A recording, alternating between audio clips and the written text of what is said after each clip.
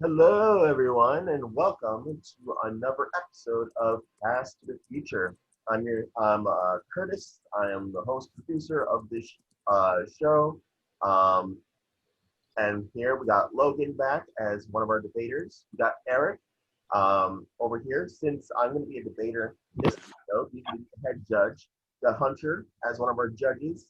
We have Jessica as our third debater. We got Rudy as our third judge, and Chelsea as our fourth judge. Now, today's episode is a focus on the 1990 Tim Burton classic, Edward Scissorhands. She came out in December of 1990, starring the likes of Johnny Depp, Winona Ryder, Diane Wiest, Anthony Michael Hall, and Vincent Price, Alan Arkin, and other actors. Um, as always, we cast the future. Before we start casting our 2020 version of the movie, we're going to just go around and share quick mini thoughts of the film, and I will start off first. I was first introduced to this movie. I was around 12, 13 years old, late seventh grade, early eighth grade. And this movie alongside with the 1989 Batman kickstarted my Tim Burton phase that I had from eighth grade up until sophomore year of high school. I was a big Tim Burton fanboy, and um, watching this movie for the first time, I was just so emotionally connected to it. You know, Tim Burton made what inspired Tim Burton to make this movie was his childhood life living in Burbank, being this quiet kid in the neighborhood. This he sort of felt like an outcast. He sort of felt like he didn't relate to anybody, and he draw himself of him with wild hair and with like sharp like knife-like fingers, and that inspired him to create the character of Edward Scissorhands. And you know, when I was younger, I kind of felt I didn't really kind of relate to other kids in my school. You know, I wasn't going to I wasn't very social. I didn't really talk to anybody. I just do my own stuff, like write stories in my journal and all that. And I wasn't into the stuff that a lot of kids were into at that time. So I myself kind of felt secluded a lot personally. I felt kind of introverted. This movie spoke to me in an emotional way. With that, this is one of the few movies I ever cried at. I mean, the moment that it gets me the most is the end of the movie where Edward's alone up in the mansion again, and we see older Kim talking to her granddaughter, saying, "No, I don't want to visit him again because I just want him to remember me the way I was in my youth. I just want that image of me to be his only image of me," and it just got me. It just gets me every time. Um, but seeing how content and relaxed Edward is, even that he's alone, he's up there making ice sculptures, cutting out hedges. It's just it's bittersweet. It's just tragically bittersweet. Which is why I love this movie, and I really connected so much. It's one of my favorite movies of all time. Let's get to the other people in the panel. Chelsea, share your quick thoughts on Edward Scissorhands.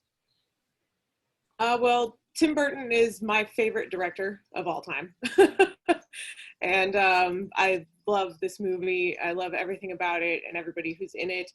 Um, it's, I don't know, I've always loved the character, and like you said, I was an outcast in high school, and I was a goth.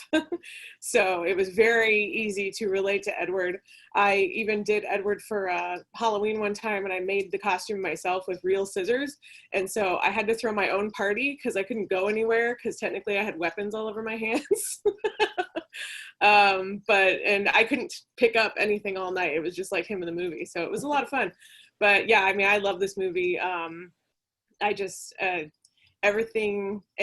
The fact that Vincent Price is in it, and he's just classic. Like, you throw him in there, and it just brings the movie up another level. And my favorite scene, actually, I was discussing this with Rudy yesterday. We talked about the scene where the ice sculpture, when he's carving up the ice sculptures and she's dancing, and her dress in that is so beautiful. And the score, Danny Elfman actually said that this was his favorite score that he's ever done. And it's such a beautiful score, and the movie itself is beautiful. And so, yeah, I love it. I actually watch it every Christmas. um, and before we get on, the only thing we're not going to choose differently is director, because I don't think without Tim Burton this movie would ever be made. This is a personal movie for him. So like what we did with PT, how we kept Steven Spielberg, we're going to keep Tim Burton for this one. Erik, you share your quick thoughts on Edward Scissorhands. I guess we're all introduced to directors for the first time, for their first time you watch one of their movies. Edward Scissorhands was mine. Yeah, I watched Batman, a lot of his other movies much later, but Edward Scissorhands was the first. And also, it's the first time also I was exposed to Johnny Depp. And after all these years, I almost forgot it was him. And then I will go back, I'm like, is that Johnny Depp? I'm like, oh my God, that is Johnny Depp. And I respect him for this movie because he wanted to get out of that teen phase and not be just that teen, like the 21 Jump Street. He wanted to escape that, not be typecast. And he masterfully played this role because he didn't have that many lines in this movie. And it was a very physical performance. And the scene that always gets me is when he drinks the whiskey and gets really drunk and falls. I laugh every time I watch that. But it's the fact that I laugh, I cry, because like Curtis, you said it perfectly at the very end. I cry every time. I know, like E.T., I know what happens, but I cry every time. It's just such a beautiful moment, and all the actors are perfect, and we want to follow them throughout this entire story. And growing up in suburbia my whole life, it's spot on. It's a spot on movie. Maybe not the colorful houses. I thought that was a really beautiful touch, but living in suburbia, that is what it's like. And when someone new comes in, yeah, people talk about each other behind each other's backs. Pretty common, but it's one of those few perfect movies. That is my opinion on Edward Scissorhands. I also want to bring up one of my favorite line deliveries is in that same scene where Edward gets drunk. It's by Diane Weiss when she brings Kim down to the basement and he introduces her to Edward. My favorite delivery, my favorite line is like Kim, this is Edward. He's going to be living with us. That delivery is so direct, so firm, yet so positive. It's hilarious. It's just like it sounds happy, but at the same time, she's saying, Edward's gonna live with us, Kim. Deal with it. It's just I would crack up every time. Hunter, you share quick thoughts on Edward Scissorhands. Oh yeah, I definitely went through Tim Burton phase, and in a way, I'm still in it. So much so that when it was career day at school, I didn't just go as a movie director. I went as Tim Burton, and this is definitely along with Beetlejuice, and I would say Ed Wood, part of like his early years. That's sort of like his early years trilogy, where it was just pure Tim Burton up there on the screen. And what I really like about Edward Scissorhands is that it's got all these, and it's what he does so well with a lot of his films, is it's all the elements of a horror movie, but he's telling sort of a fairy tale romance instead. And the only part of it that is scary is what's scary to Tim Burton, which is the world of suburbia. And it has instilled a fear of picket fences in me ever since. All right, Jessica. I feel like I'm echoing a lot of things here. I remember just growing up loving Edward Scissorhands since the first time I was introduced to Tim Burton and Johnny Depp. Yeah, I was just like growing up being the kid that was interested in like horror movies and shopping at Hot Topic. Like that wasn't really seen in my small town. So just watching things by Tim Burton, whether it was this or like Tim Burton-esque, like A Nightmare Before Christmas and stuff like that. It kind of gave like a feel where the goth kids or the semi-goth kids or the kids that are really into dark stuff like had somewhere that they could go and they could like watch and they could feel seen, but they can also feel appreciated. So that's what I liked most about it. How about you, Logan? Honestly, it's mirroring a lot of what everyone said. I mean, Edward Scissorhands is kind of the most Tim Burton-y movie to ever Tim Burton a Tim Burton is really the best way to, like, there's just it's dripping with his aesthetic, his style, and there's a lot of really great, just good character stuff with these characters that we've seen before. We've seen the suburban housewife, we've seen the disinterested husband, we've seen we've seen a lot of the archetypes, but it's how like Alan Arkin and Diane Wiest play them that make them feel fun and fresh and feel like different, and people like, not like characters, but like, oh yeah, that's Barb who lives down the street. Like like it finds weird ways to relate to us and kind of get us in there. But yeah, this movie was a big one. I, much like a couple of the people, like I know for my senior portraits, I certainly dressed up as Edward Scissorhands. Like because it's such a fun movie and character. But it also it shows something I really like with Tim Burton, where it's not afraid to say that like something can be happy, but it can also be a little bit sad.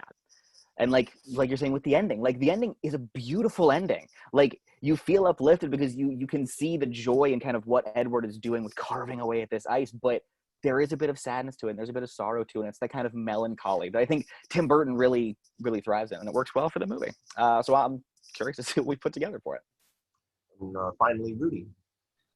So I've only seen the movie a few times. I don't think I grew up in a family that was really like geeking out about Edward Scissorhands.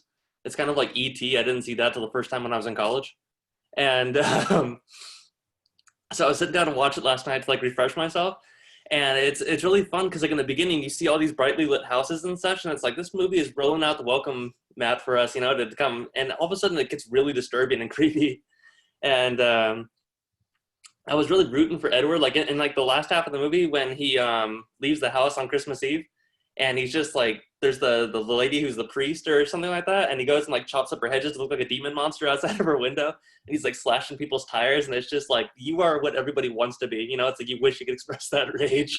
And it's a real tragedy, and I enjoy it, and it's one of those movies again where it's like, you're challenged with recasting this, and like how could you do it, and we'll see. Oh, and picket fences, right? Oh, we were talking about that earlier. Anyone ever seen The Hand That Rocks the Cradle? This lady gets shoved out the top story of the house at the end of the movie, and she lands on the picket fences. She had it coming. Not look at picket fences the same way again. All right. So, but as with all cast of features, we're not remaking this movie. We are basically pretending that this movie never came out in 1990. But Tim Burton, since we're keeping the record, is deciding to bring this movie finally in 2020. So we're going to be recasting the characters of Joyce, played by Kathy Baker, Jim, played by Anthony Michael Hall, Peg and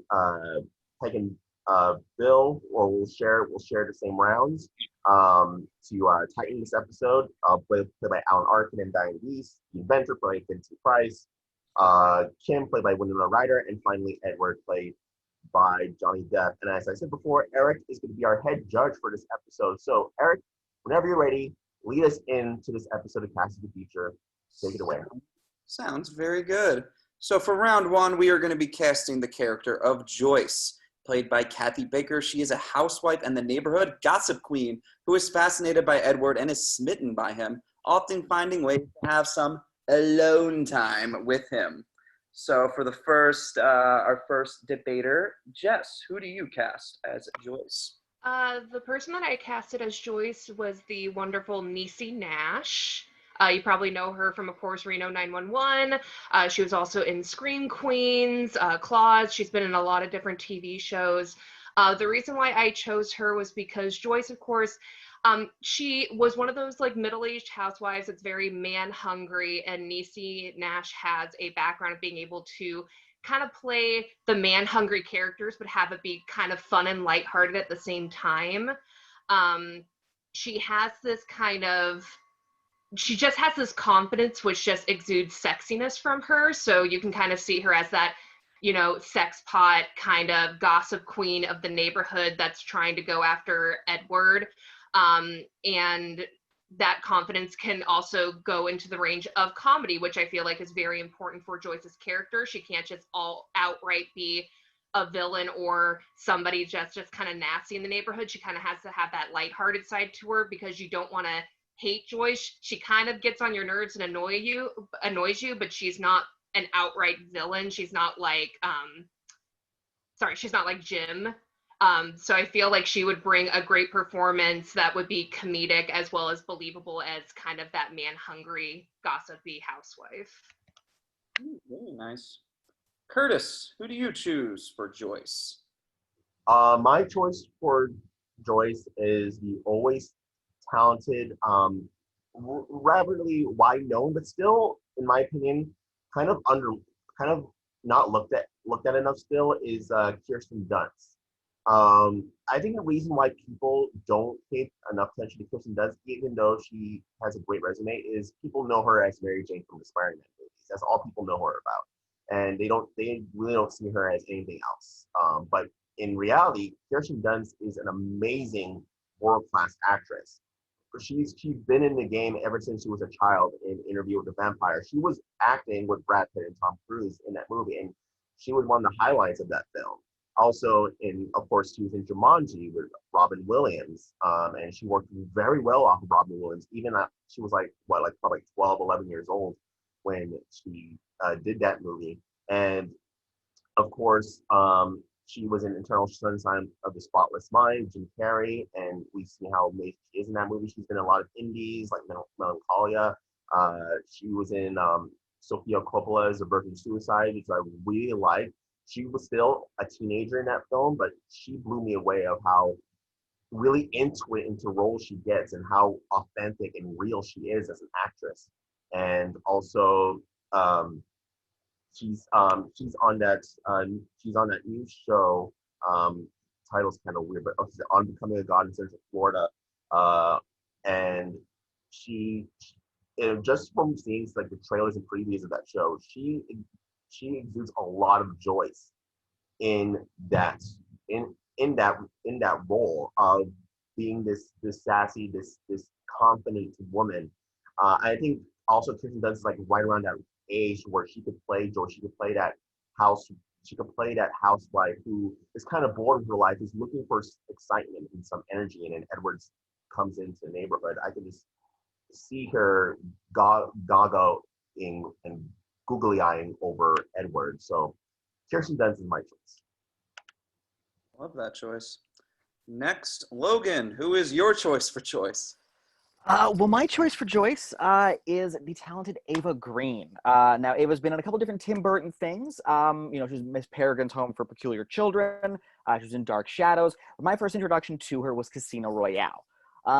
Honestly, in rewatching Edward Scissorhands, there's a particular scene that for me was like I see Ava here, and it's when Joyce shows up at Peg's front door to, I can almost say, bully her way into the barbecue, or into forming a barbecue when there was none before. And there's just this confidence of just, cool, so what time did you say it was? It was 5, we're going to show up here. There's that calm, cool confidence that Ava Green tends to exude in a lot of her different roles. Whether the world she's in the movie is a little bit more bombastic, something like Sin City 2, or it is more quiet and subdued with stuff like The Dreamers. But she always delivers a fantastic performance while having that quiet, calm confidence that, if she pushes it and can ramp it up a little bit in the stereotypical Tim Burton style, she could have quite a bit of fun with for a character like Joyce. Debaters, debate it out. So the issue that I have with, not issue, they're both, like, everybody's a talented actress that we just pitched. Yeah. With Ava Green, I could see her more as a fit look-wise for maybe like the overly religious neighbor.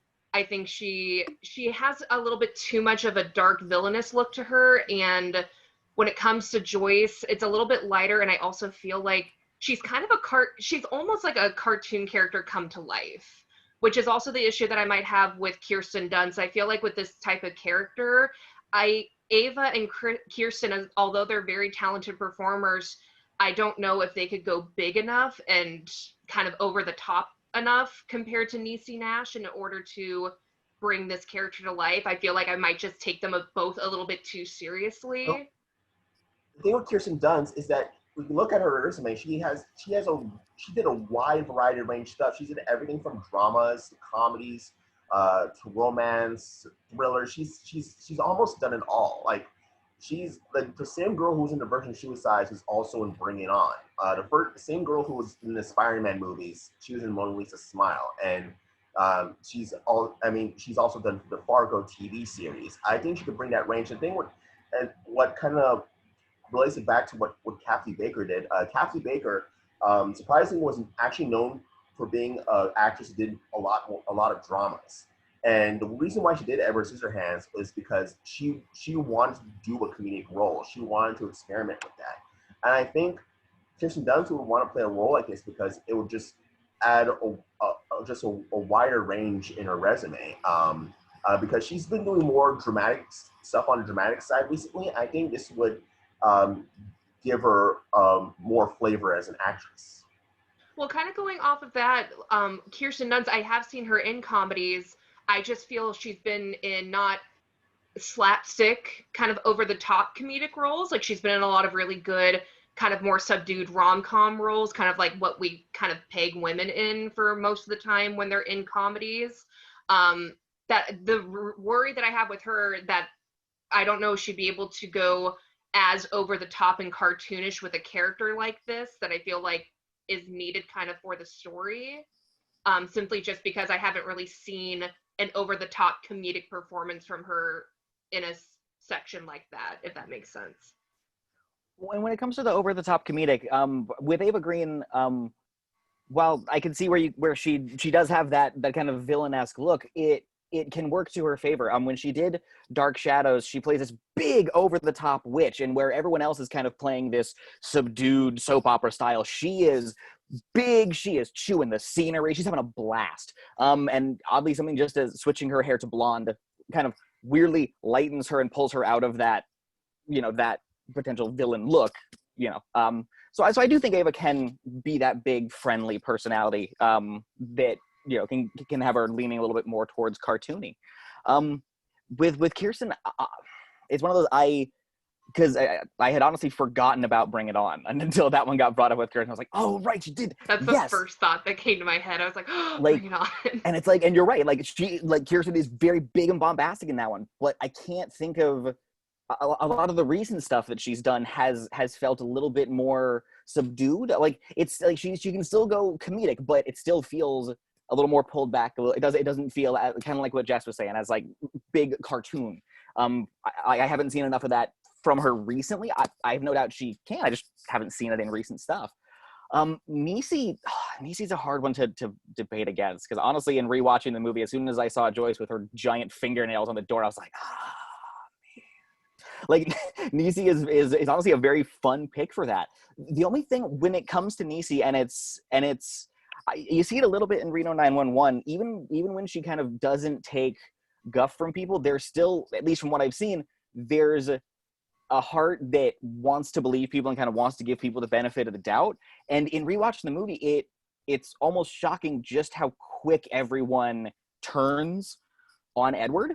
And I haven't watched Claws. I've heard she's a bit more of a ruthless character in that one. But I haven't seen Niecy be that kind of heartless kind of. Well, that's literally her character in Scream Queens. Okay. She played Officer Denise Hempfield for both season 1 and season 2, and she is kind of a security officer, but she wants to be taken more seriously. She wants to be a real cop, and so because of that, she's investigating a series of murders that's happening in the sorority house with this particular sorority and their sisters. And immediately she's suspicious of one girl, and she keeps hammering home, it's you, it's you, it's you. And she's trying to get people to believe her. And then at the end, it's revealed that it's somebody else, but she is this dogged kind of investigator throughout the entire series for season 1 and season 2. And she gets a suspect and she keeps hammering it home, and she keeps investigating them until she can get people on her side to try to believe her and understand her point of view of why she thinks this person is the killer. She's much more hard in that. Well, I think what I love a lot about Kirsten Dunst, and I think she just has this this presence of no nonsense. Like she isn't one of these actresses who's who's seen as always playing the vulnerable characters. And yes, MJ was a really vulnerable character, but what she could bring to Joyce is that Joyce is a character that just goes for it. Like the minute she sees Edward, she is onto him. She wants Edward like so bad in any way you want to think about it, but she because he's something odd, he's something mysterious, he's something that just brings a lot of excitement and energy to this boring little suburban neighborhood. And I can see Kirsten Dunst just has those that determination in her performance. She has these eyes of steel that she's not gonna let anybody get in her way in order for her to get this mysterious man with these scissors for hands and have him be her romantic partner or the person she wants to have an affair with. And she's not like who's a good example. She's not like a Natalie Portman or Anne Hathaway, where those two are great actresses, but they show a lot of they tend to show a lot of vulnerability in their performances, and Kirsten doesn't show any of that. To me, she looks like a go-getter. I feel like my last point would be between these two. All three ladies are beautiful and talented. I will say I feel like Niecy looks most for the age range of Joyce. I feel like Kirsten and Ava might look just a little too young.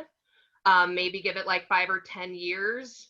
Then I could probably believe them in that age bracket. But I feel like looking at the three choices, I feel like Niecy would be closer to a believable kind of middle-aged, midlife crisis kind of man-eater of the neighborhood. Okay, all that was an amazing debate. All three choices, perfect. I mean, this is going to be a tough judge, I got to admit, but I'll go first. So all of you brought up amazing points about why each actress should be the character, but I love what Jessica said of kind of like why the other two shouldn't be the character, why Niecy should be the character. But I think when you mentioned claws and it's very hard to picture her without those nails, I'm like, there's already perfection number one. But I will probably go with Niecy because I love Jessica's argument about everything Niecy's done and how I really feel like she would dig into this character very, very well. And honestly, I think she'd be very tough to get away from in the certain scene with Edward. I think she really would bring that. And it's her character in Claws. I really believe she just fits right in. But Curtis and Logan, I love your points, but I'm going to have to go with Jessica for Niecy. Chelsea, who do you think should play the role? This was really hard between Niecy and Ava, really. I love Kirsten as an actress. I just didn't really see her in the role of Joyce. Thought maybe she would be a better Peg, actually. Like, I can see her more as the mom.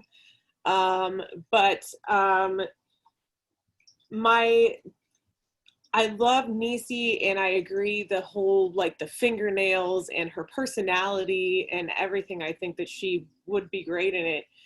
But I also just love Ava, and I mean, it's something that you mentioned very briefly at the beginning, Logan, which you'd kind of made more of a point of it, but Tim reuses actors. And in this one, I think it's a good point. Haven't thought that was a good argument before, but in this case, we are using the same director. So I think using the same type of actors that he sticks with, I mean, I think that's a good point. I think that Ava is very sexy and she's fun, which are two things that the character of Joyce is. And she does, like you said, Logan, she has this quiet, calm confidence that can still be like flamboyant and extravagant. And I've seen pretty much everything she's ever done. And I loved Penny Dreadful. She was so great in that. But she wasn't a villain in that. It was dark, it was gothic, but she wasn't a villain. She was a very sweet person for the most part, and she really let down her guard in that role. and even had moments where she was just totally makeupless and you could see her natural state. And I think that like also Logan, your mention of her in Dark Shadows, where when she puts the lighter wig on, that also helps. I mean, if you wanted to stick with the original and put her like in a redhead wig, I think that she would do a great job. And so as tough as it was, I'm gonna go with Ava. I really like Ava for that role. So Logan's choice. Cool. Hunter, what do you think? Curtis, I was most surprised by your choice in Kirsten Dunst, but I feel like you made a very good pitch, and like as you described it, I could definitely see her playing this sort of role. Logan, I mean Eva Green, as Chelsea just said, one of Tim Burton's frequent collaborators, and just exudes sexuality. But I got to give it to Jess in this one because Niecy Nash not only fits the character in that sort of what did you call her, sex pot or something like that? Like the just like a sex pot man eater. Yes, such a fun old fashioned term, and I think you really laid out why she fits that role on every level, especially the comedic side. So I've got to give it to Jess for Niecy Nash on that one. Inspired casting. All right, and Rudy.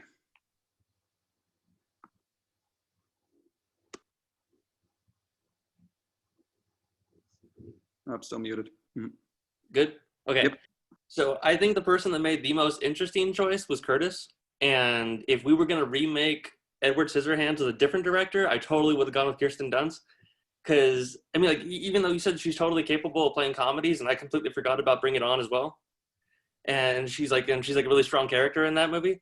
I think and I don't think that anybody should be pigeonholed. So even if she has done more dramatic things these days, I think that we should totally be open-minded to her bringing what is needed for Joyce's character in this movie. She has that look about her, like she could totally play a widow and a rapist or something like that, and like that scene. And but if we're going to the same director, I think that the best choice would be would either be Jessica's choice or with what Logan went with. And I haven't seen much of what your choice had been in Jessica, but the way you were describing her and how she could be persistent and somebody that's difficult for Edward to get away from, that's at the essence of who the character is. But Logan, I mean, I don't mean to sound like such a pushover, but it was easy sell. With you talking about how she'd been in Dark Shadows, and she has the look of of a villain, and I think she could more easily than the other choices match the aesthetic of what Edward Scissorhands requires, and then the idea that she'd worked with Tim Burton before is just it's a plus. So I think I'll go with Logan's choice of Ava Green. Okay, we have a tie between Niecy Nash and Ava Green for Jessica and Logan, respectively. Curtis, I wish someone chose Kirsten Dunst, but I gotta know, what do you think to break this tie? These are interesting. These are very good choices. Logan and Jessica brought interesting points. Tim Burton does use Eva Green a lot. I mean, I think, if I'm not wrong, I think they're romantic partners, if I'm not wrong too. So she's like a new Helena Bonham Carter now. But I think if Eva Green was casted, it would kind of bring a negative light. It would be seen as a little bit of nepotism, because even though this is a movie that Tim Burton would want to make a personal movie to him, still outside audiences will think, Tim Burton just casting his, again, I don't know if this is true or not, he's just casting his girlfriend, she's just casting his muse. This is typical Tim Burton thing. He's the new Helena Bonham Carter. But if Helena Bonham Carter is still with Tim Burton, I could totally see her choice. So I'm gonna go with Niecy Nash, because I think I love the arguments better that Jessica brought for Niecy Nash. So for me, it's Niecy Nash. Okay, Jessica, Niecy Nash is Joyce for the 2020 version of Edward Scissorhands. That was round one. Now let's move on to round two. We've got Jim. He's played by Anthony Michael Hall, but this time the character Kim's jock boyfriend and the antagonist of the movie. He becomes jealous of Edward when Kim shows attraction toward him. He is desperate to find ways to humiliate and get revenge on Edward.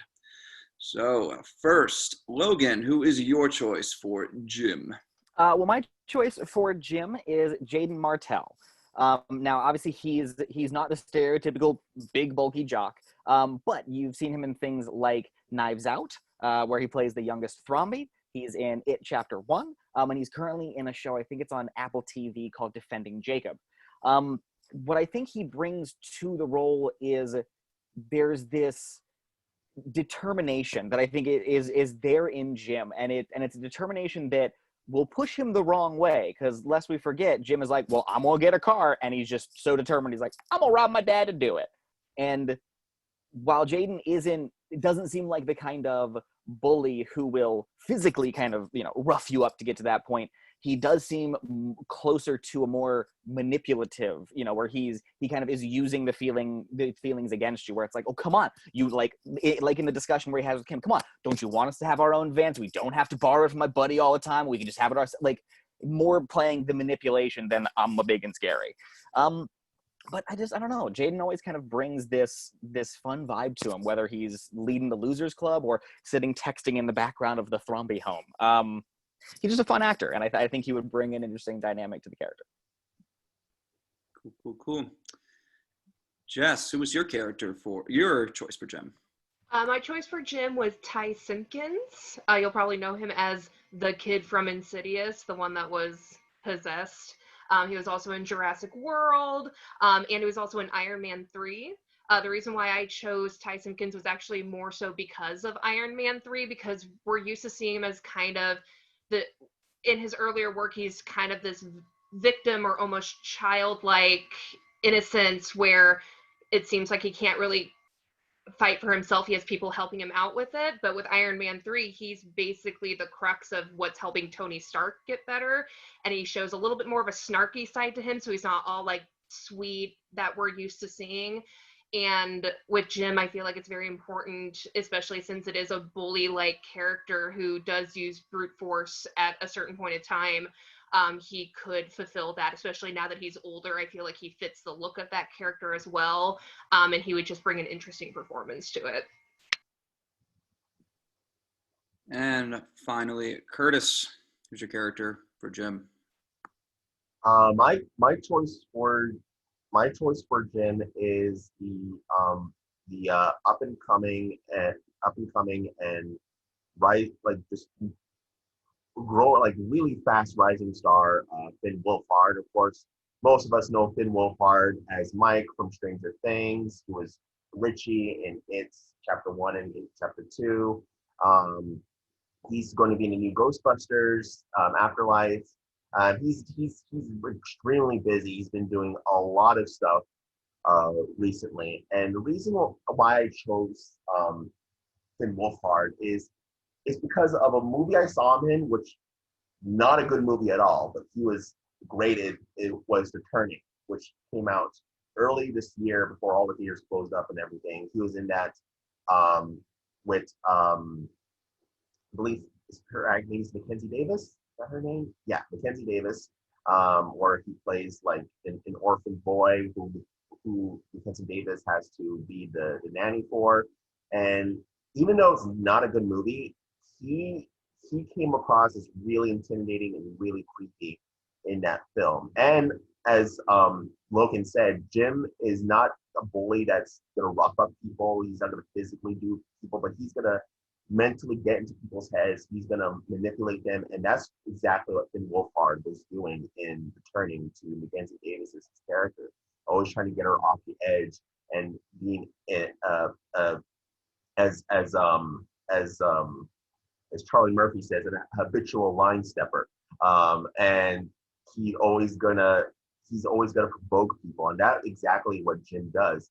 And even in things like Stranger Things, even though he's innocent, good-hearted Mike, he does have those scenes where he tries to be tough. He tries to stand up even to people bigger than him. There's that wonderful scene in season 2 of Stranger Things where Mike finds out that Hopper had been hiding Elle in his shack, and he gets really angry at him and starts trying to punch him and yell at him like you a-hole, how can you do this? You're a jerk and all that stuff. And you can sell the heavy scenes where he has to yell a lot, where he has to be aggressive. So that's my choice, Finn Wolfhard.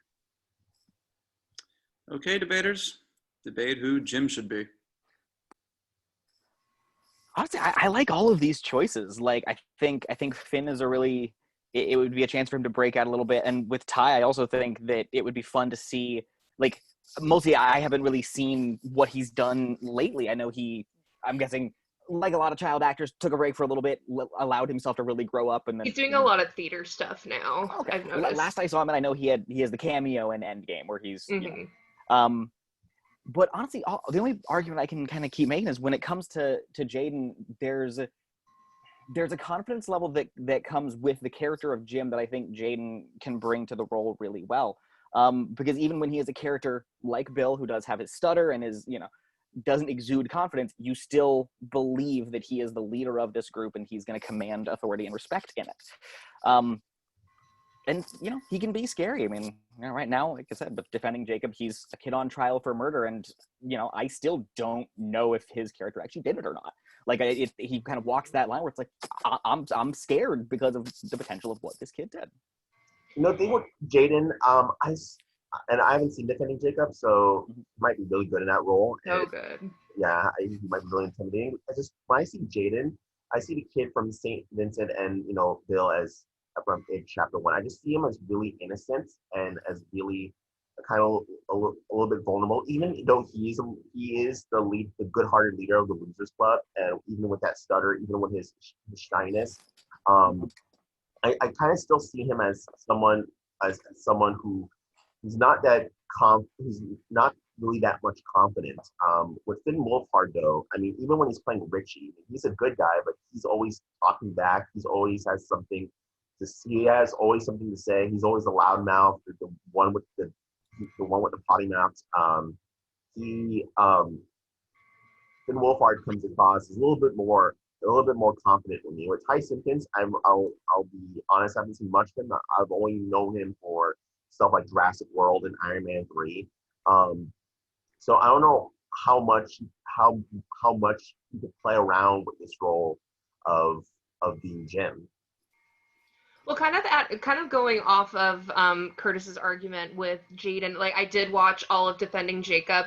Everybody did a great job in that one. With Jaden, he can be manipulative with like the characters that he perceives, but he always walks that line of you are unsure. So I feel like with a character like Jim, like you have to know what side he's on. You have to know like what he's doing these manipulations for. Whereas if you look at Jaden in something like Defending Jacob, he plays everything very close to the vest.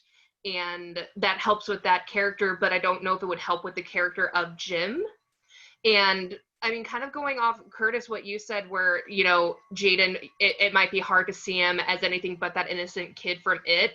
I feel like Finn Wolfhard might be too big of a name for something like that, just because we've seen him in so much recently. We know him as the kid from It or the kid from Stranger Things, that I feel like it might be a little bit distracting. With Ty Simpkins, it's a face you recognize. Maybe like it's one that we haven't seen for a year or so. He has grown up quite a bit. I feel like aesthetically he looks more like the age range for the bully. I feel like with Finn and with Jaden, they still kind of have a little bit of baby face to them. They look older than they did in It, but they still look a little bit on the young side.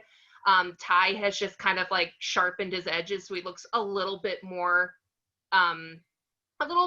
mature, but in a way where it's still in that teen range, and he exudes a confidence that's good for a character like Jim, especially with his character in Iron Man 3. That's a great example to show his range, because he's gone away from things like Insidious and Jurassic World, where he's very quiet and very timid, and he's much more sure of himself, and he's a little bit snarky. He knows how to use his words. He basically got Tony Stark to do what he wanted to do during Iron Man 3 because he knew that he basically had him wrapped around his finger. So I feel like that's a character trait that's very important for the performance of Jim that Ty could bring to the table. Well, To circle back to something, yeah, go ahead, Chris. well, I think, yeah, we do see Finn Wolfhard a lot, and maybe people might, right now are a little sick of seeing him because he's in so much stuff. But the same Anthony Michael Hall, he was a famous, young actor in the 1980s. He was in everything, like from National Lampoon's Vacation, as Rusty. He was in 16. He did a lot of work with John Hughes in 16 Candles and Breakfast Club and Weird Science. People knew who Anthony Michael Hall was, and they always perceived him as a little scrawny nerdy kid. That's all they perceived him as, until Edward Scissorhands, like, oh wait, Anthony Michael Hall could play the jock bully. Like, this is a different Anthony Michael Hall we're seeing now. And yes, a lot of people see Finn Wolfhard as the little hero and stuff and Stranger Things and It and stuff, but this could be a nice welcome of change to how people perceive Finn Wolfhard. Like, oh, he's not just a nice kid, he can do a wide range of stuff. This could add a little bit more to his resume if he was a character like this in Edward Scissorhands. Could we see him as a jock though? Sure. I mean, sure. He's a tall kid. He could be athletic. He's in real life. He's a skateboarder. He loves. I mean, I could see Finn being a track and field, type of athlete. Same with Jaden. But the one thing I want to circle back to. So you said with Jaden, you didn't necessarily see a confidence that comes out of him, or like with defending Jacob, how he plays it close to the vest and you aren't quite sure where he stands. And to that, for both of those, I feel you simply have to look at his performance in Knives Out. Now, while he has a very small part in that movie, his character exudes confidence and you know exactly where he stands. Mostly just he hates everybody, but you can tell that from the second he's on screen. Even though he has really only, I think, 5 lines of dialogue in the entire movie, he still leaves an impression. It's partly because of how Daniel Craig describes him later with his thick Kentucky drawl, but it's still his character still leaves an impression, and at least leaves me feeling like he can exude that confidence that we would need. And to go to the age thing, I mean, lest we forget, these characters are supposed to be high school, at the very least old enough to drive. Yes, because obviously Jim's got the whole thing of trying to get the van. A senior year? Yeah, they're trying to get the van. But there was something that was said in a previous episode that we've done of these, where back in the 80s and 90s, we were a little less noticing when we were casting 20-somethings as teenagers. So with this, like, Jaden feels like the right age for that. He's later in high school, but isn't quite fully a man yet. So I think the slight youthful edge to him could potentially work in his favor. I think my point, I didn't make this clear enough when I said it. When I mean confidence, like, obviously, like, all of our actors exude confidence. They're very charismatic, but kind of going off of Knives Out, it's one of those things of he is very confident and sure of himself. However, it seems almost like he's a passenger. He's not an active member of what's going on, and he only kind of puts his stamp on stuff when it's, like, coerced out of him or it's brought up. Like, he doesn't actively bring it to the table in a way that I feel like a character like Jim would need it. And I feel like I've seen more so in those performances from Finn or Ty than I have from Jaden. Well, how confident can he be if he's trolling left people on the internet or he's doing it behind the screen? So well, I mean, well, like, in his mind, he thinks he's right. In his mind, he thinks it's great. So you should, like, in his mind, he's right and everyone's wrong, and that's why he hates everybody. So it's almost like, I wish it had been a little bit more confident in your face, because I feel like that would have been a better fit for something like this. That was an awesome debate, y'all. I love all your choices very much, but I'm not going to go first. Rudy, who do you think should play Jim? Okay, well, that's a tough question because I don't want to, like, bring any, like, personal opinions to this. Like, and I'm trying to, like, judge what each of you had to say, and I really there's no lie about it. Like what Logan was saying about this actor that played Bill from It, that there's the confidence that comes out of him, and he's an excellent actor of his generation. And Finn Wolfhard too. I mean, he brings, like, some of the most heartwarming moments to Stranger Things, and but the thing is that like, when you were describing him, Curtis, like, there was a couple of scenes, like, in season 2 when he's rightfully so irritated with Hopper, that as much as like, you know, I'm like, oh, it's so sweet how like, you know, passionate he is, like fighting for 11. I can't help but feel like he's whining a little bit. He's ranting, and like, and I don't think that like when I think of this bully in Edward Scissorhands, do I see anybody that's like whining? It's like, I mean, like he is kind of like spoiled, but at the same time, he's got to be someone that's imposing and that can be like, you know, maybe taken a little bit more seriously. But again, like Finn Wolfhard is like an excellent actor that I am so grateful to have in entertainment these days. Just with Ty Simpkins, you know, we haven't seen him in a while, and I think that that's actually a plus for him, because like you were saying that like Finn Wolfhard and this actor that plays Bill from It, they're just they're such stars of their generation these days, and they may be too big of names in a bad way. And he was Ty Simpkins was excellent in Iron Man 3, and also he was very compelling in Jurassic World. And how you said he's kept busy, and I had no idea that he's working in theater these days. So, I think he's got a different enough look about him. That's nice.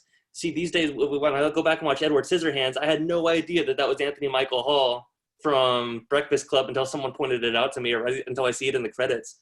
And if he looks a little bit different than he did when he was younger, Ty Simpkins, then it's like he could have like that same effect, and it would be neat to again see him play something that.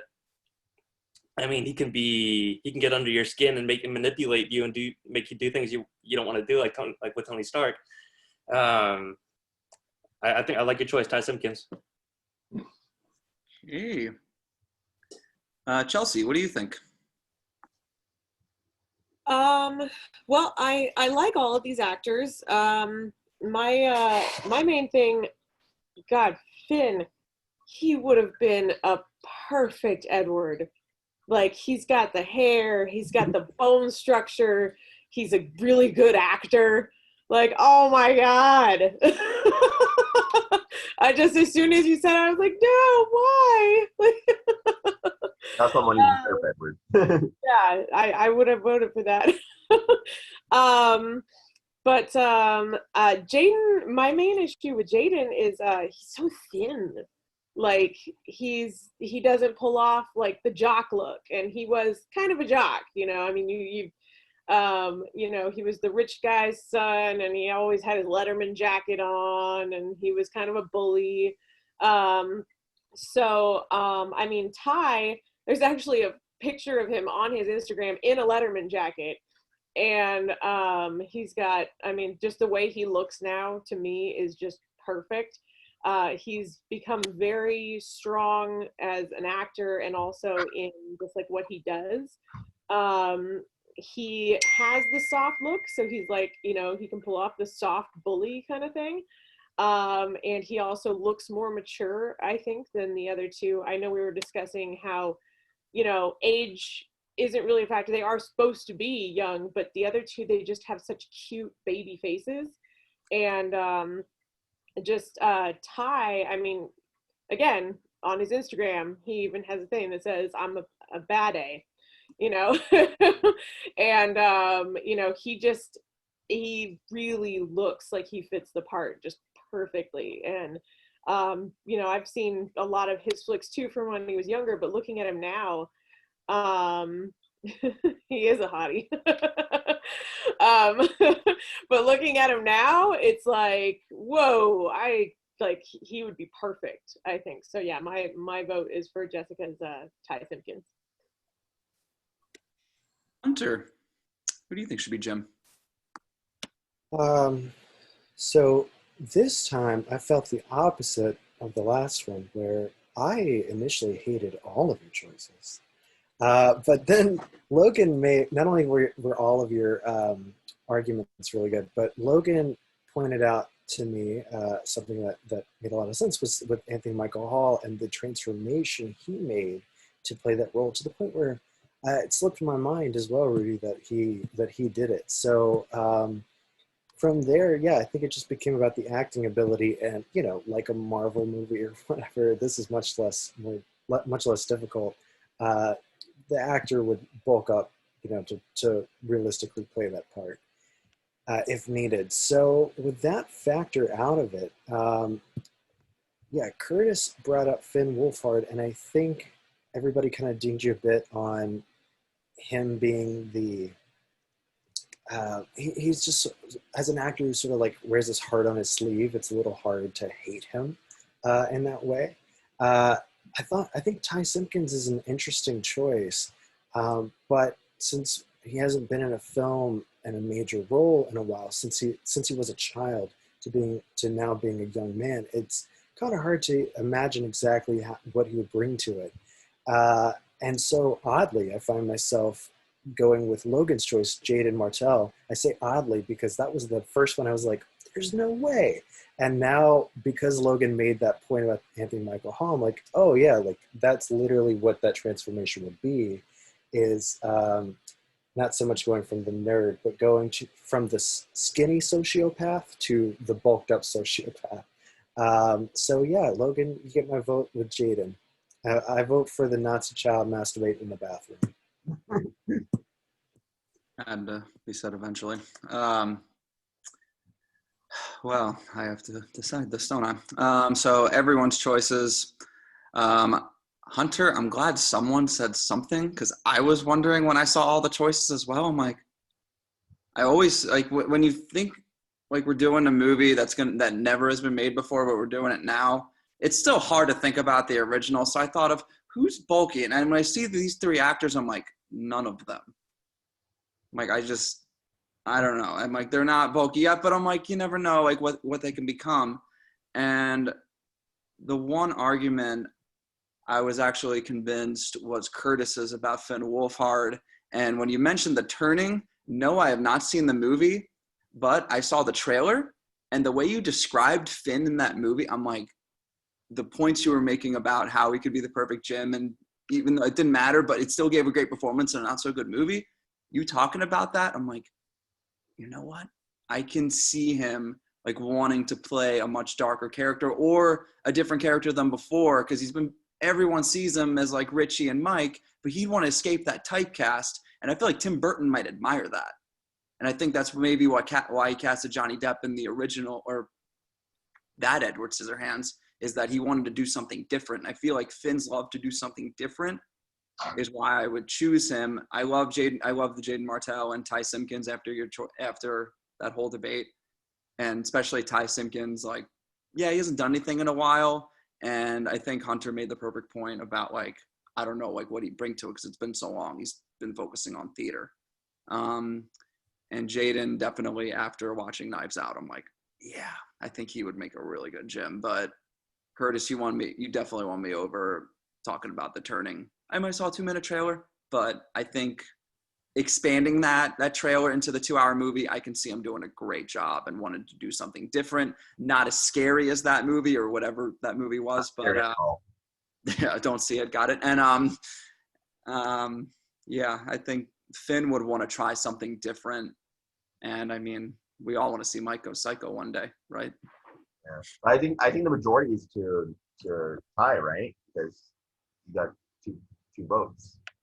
Yeah, but the vote, yeah. So I would choose Finn, but the winner in this round, Jess, you win again. Ty Simpkins is going to be our Jim. All right, our next round, round 3, we're gonna do this round, then we will go on our break. We are gonna be casting the parents, Mama and Papa Boggs. So we've got Bill Boggs, played by Alan Arkin, and he's the patriarch of the Boggs family, blue-collar worker, fan of sports, typical average Joe dad. He becomes friendly with Edward, even though he can be a little hard on Edward when he makes mistakes. That's Papa Boggs. Now Mama Boggs, with that amazing moment, gonna live with us. I love that. Thank you for reminding me that. We got Peg Boggs, who's played by Diane Wiest in the original, the matriarch of the Boggs family. A typical stay-at-home housewife, American housewife, sweet, kind, caring, and an Avon saleswoman. She finds Edward in the abandoned mansion and takes him into her home. She is a close mother figure to Edward, and one of the people who cared for Edward the most. So, Curtis, who is your choices for Bill and Peg? All right, so my choice for Peg and Bill, I'm going to start first with Bill. My choice for Bill is going to be Vince Vaughn. Now, when you look at Vince Vaughn, he is just like the perfect guy if you want an everyday, average Joe, American patriarch dad. Like he just has that look to him.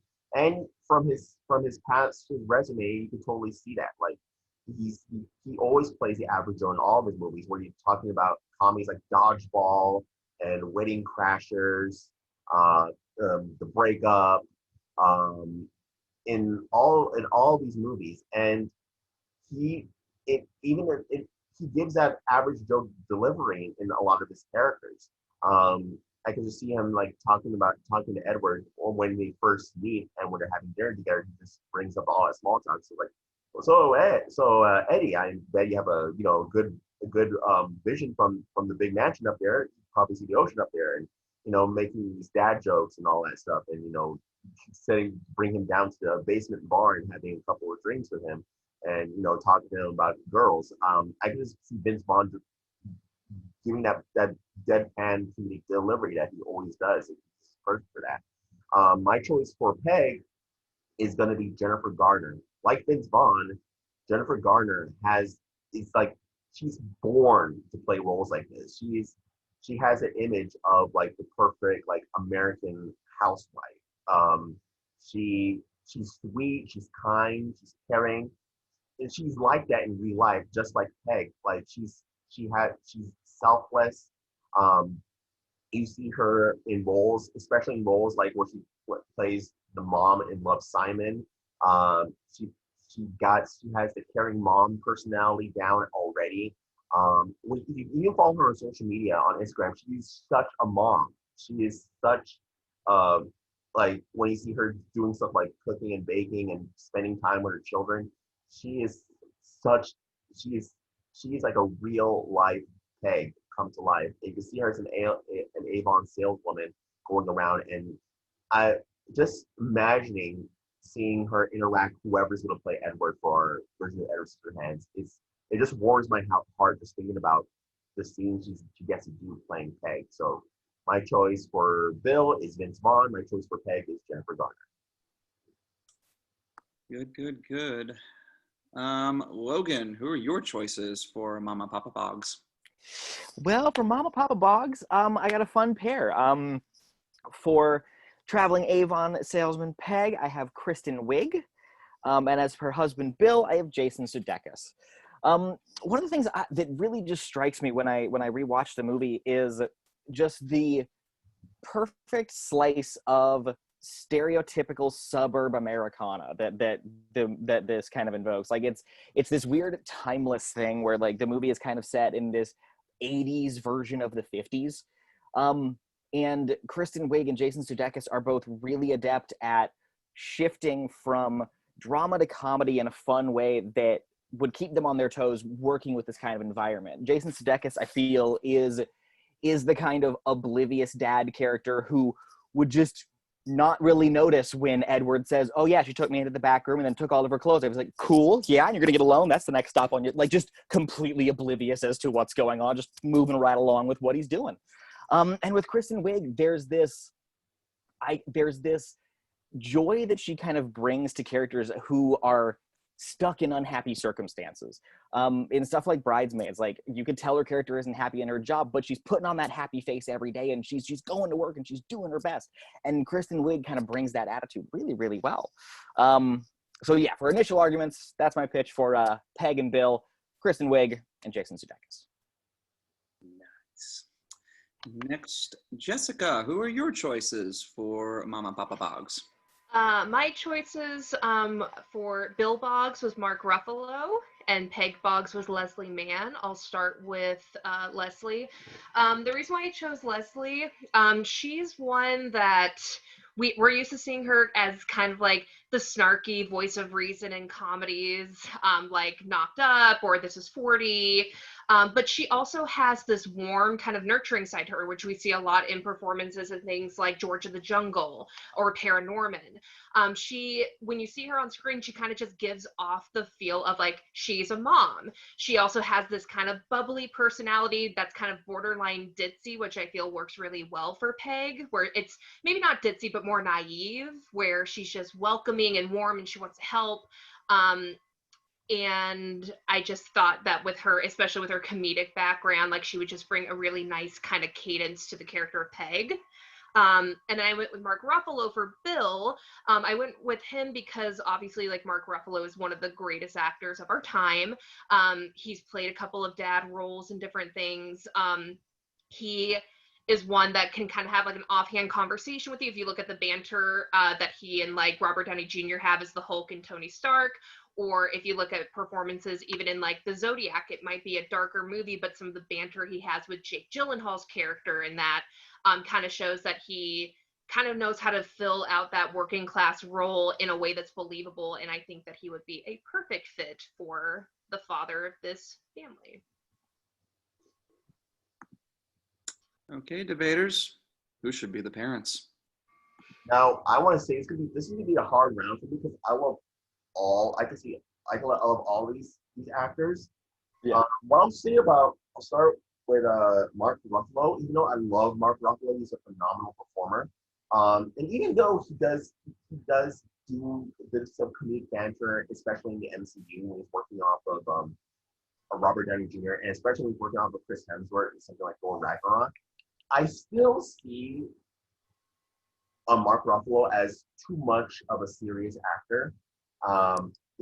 I think of Mark Ruffalo more of stuff when he does in Spotlight and in Dark Waters. And by the way, if you haven't seen Dark Waters, watch it. It's a great movie. It's an eye-opening movie too.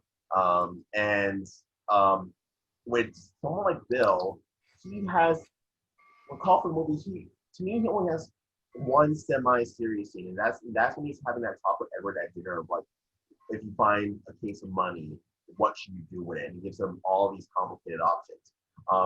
That's the only time I see Bill semi-serious. For the most part, he's that quirky kind of everyday type of dad who always has one-liners, his dad jokes and everything. And I can pretty much see more Vince Vaughn performing that. And Vince Vaughn, he can do serious performances too. He could sell that semi-serious scene that he has with Edward at dinner. Honestly, I don't know. I honestly don't know how to, fight with Jason Sudeikis properly. But I think I'll say more about Jason Sudeikis. I think he's a little bit too goofy. I mean, if Mark Ruffalo I see him as a bit more serious and goofy, I see Jason Sudeikis as more goofy and serious. I think Vince Vaughn wants that perfect line in between. With Jennifer Garner though, with Peg. Peg's the harder character to fight with because both Leslie Mann and Kristen Wiig are two great choices. I just see more Jennifer Garner more as the housewife more than I see Leslie Mann and Kristen Wiig, because Jennifer Garner knows how to sell those heartwarming scenes. I can see her perfectly fit into those scenes where Peg has those heart-to-heart moments with Edward. I just think Jennifer Garner can do those in her scene. Well, to kind of steal your argument from earlier for Kirsten Dunst, I'm going to steal for Mark Ruffalo. He's one of those kind of jack-of-all-trade actors. Yes, he does a lot of serious stuff, but lest we forget, he's also done movies like Rumor Has It, 13 Going on 30, Just Like Heaven. So he does have that comedic background side to him as well. And with both Vince Vaughn and Jason Sudeikis, they both play funny, sarcastic very well, but it's borderline like writing that line of kind of being a jerk, kind of being a little mean about it. Whereas with Mark Ruffalo, I feel like he'd be able to kind of deliver lines where even if it's supposed to be like passive aggressive, it's still like, oh, he's saying it in a dad way. Whereas with Vince Vaughn and Jason, I feel like they ride that sarcastic line that kind of it can tilt more into the jerky side of things. And my other thing with Jason Sudeikis, I feel like he might just be too young looking in comparison to the other choices. And then kind of going back to Peg, it's hard to argue because Jennifer Garner is a really great choice. And it might just be me personally. I've seen a lot of her work. I haven't seen a lot of her work of her as a mother to teen children, like high school senior children. I'm used to seeing her more with preteen or younger kids. Whereas with Leslie Mann, what? Sorry? Watch Love, Simon. And yeah, but yeah, I feel like most of her work, I've seen her work with younger kids. And so I feel like I just find her more of a believable mom to younger children, where she's constantly doing crafts and stuff like that, or baking with them, as opposed to like being out and being an Avon saleswoman. With Leslie, we've seen in Knocked Up and This Is 40, she can kind of ride a line where she can do both, because she was the young mother of younger children in Knocked Up, but in This Is 40, the children, the same kids from Knocked Up, are now grown up and they're that teenage. So you kind of see the dynamic, and it's a little bit more believable between her and a teenage girl than what I've seen in Jennifer Garner's past work. And honestly, with Kristen Wiig, I haven't gotten the chance to see her play a mom yet. I'm not saying she's not capable of it. I just haven't seen that kind of warm motherly side to her as of yet in her performances. That's fair. So when it comes to like the various pitches, like I agree with what Curtis said. Like I love all of them. Like all of these folks are amazing. So I kind of just go down bit by bit. Mark Ruffalo is honestly stellar pick for Bill. The only issue I kind of have with him is that even when Mark Ruffalo is playing a less than 100% good character, he always feels like he fully cares. Like his characters are always like thoroughly invested in the situation and all of that. And it's part of what Alan Arkin brings to the original is that I care, but I don't care at the exact same time. And I've never seen Ruffalo be in a thing where I'm like, you don't care. Like it's a weird argument for Ruffalo, but it's like, he cares too much, at least like in the roles I've seen for it, like at least for me to be a believable Bill. With Vince Vaughn, I'd be shocked if he wasn't having Edward do a harder drug than drink whiskey, if I'm being honest. Like Vince Vaughn let me put it this way. There's a trailer that just came out for a new Hulu, I think it's a movie called The Binge. And Vince Vaughn plays a principal who is very stern, very serious, very anti-partying. And it feels so weird because he always so he brings that like big, I'm a party guy feel. He does have that average guy feel, but he's taken Edward for like, there's, it feels like he'd be having Edward try a different drink every night and calling it a different beverage, whether it's, this is raspberry, this is lemonade, this is tea, this is, because he's just trying to find a drink Edward likes, and that's really the kind of vibe that Vince Vaughn brings for me. I do agree with Jess also that Vaughn also kind of consistently comes across like a little bit of a jerk. Jason Sudeikis, there's a lot of stuff I've seen where he does kind of still have that jerk quality, but he's able to rein it back and kind of hit a lot more of the relatable notes, at least with stuff I've seen him in. And jumping into the pegs, what are you saying, Chris? Bill, to me, the character play Arkin already does come off as a little bit of a jerk, not a total jerk, but just a little bit. Like he's always kind of giving sarcastic remarks. He's always his delivery is a little bit deadpan. I mean, when he's in the beginning of the movie, when he's trying to cut hedges, and when he sees Edward doing it better, like he just, okay, I'm just gonna make Edward cut all the hedges. I'm gonna sit back and watch bowling on TV. Like, it's the one thing I will say to this though with Vince Vaughn doing. Well, but also with Vince Vaughn, because he does kind of have that, I'm going to lay back and I'm going to chip. I don't believe Vince Vaughn in that conversation where he's sitting around the dinner table going, okay, Edward, now you find a bag full of money. Do you take it to the police? That's clearly the right choice. No, Vince Vaughn is doing the, you take it to the police, right? You take it. That's totally where you're like, that's the vibe that Vince kind of brings to it. But off that argument, I kind of feel like Jason even has a little bit of that vibe though. I think it's just because to me, like Jason and Vince, their comedic style is so similar to each other that really the only thing I see different about them is their age and how they look. Yeah, one. So I'll finish up with my points here. Sorry. To go off of what Jess said, because you said that you think Jason looks a little bit young compared to the other two. While he might, I do think he is a good age fit for our various choices for Peg. I think he fits in an age visual with them. And for my quick counter arguments against them, Peg seems like she is, at least when I watch the movie, she comes across as I want to do a little bit more than just selling Avon. And Jennifer Garner to me comes across as like, yep, I'm totally happy just chilling here and having this be my thing. And Leslie Mann, honestly, I don't really have a lot of good arguments against Leslie Mann. I think she's a really fun choice for the part. I think she'd bring a lot of humor to it. Really, when it comes to Kristen Wiig, I think she'd be a good fit because she has shown she can drop really quickly from doing good dramatic stuff to doing comedy while never losing the heart of the character. I mean, you look at stuff like The Martian. She is kind of the comedic one in a serious situation, but she still brings a lot of heart to it. Well, remember,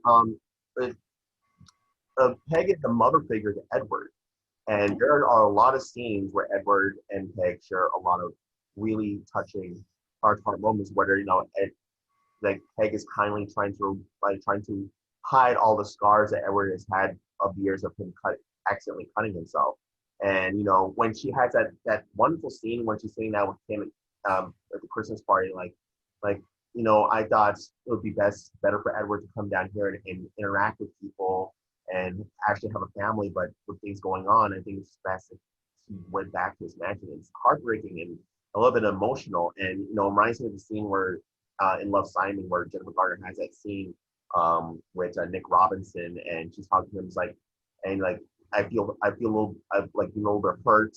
I feel guilty that you never came to us and told us about your secret before. Like, we would have still loved you.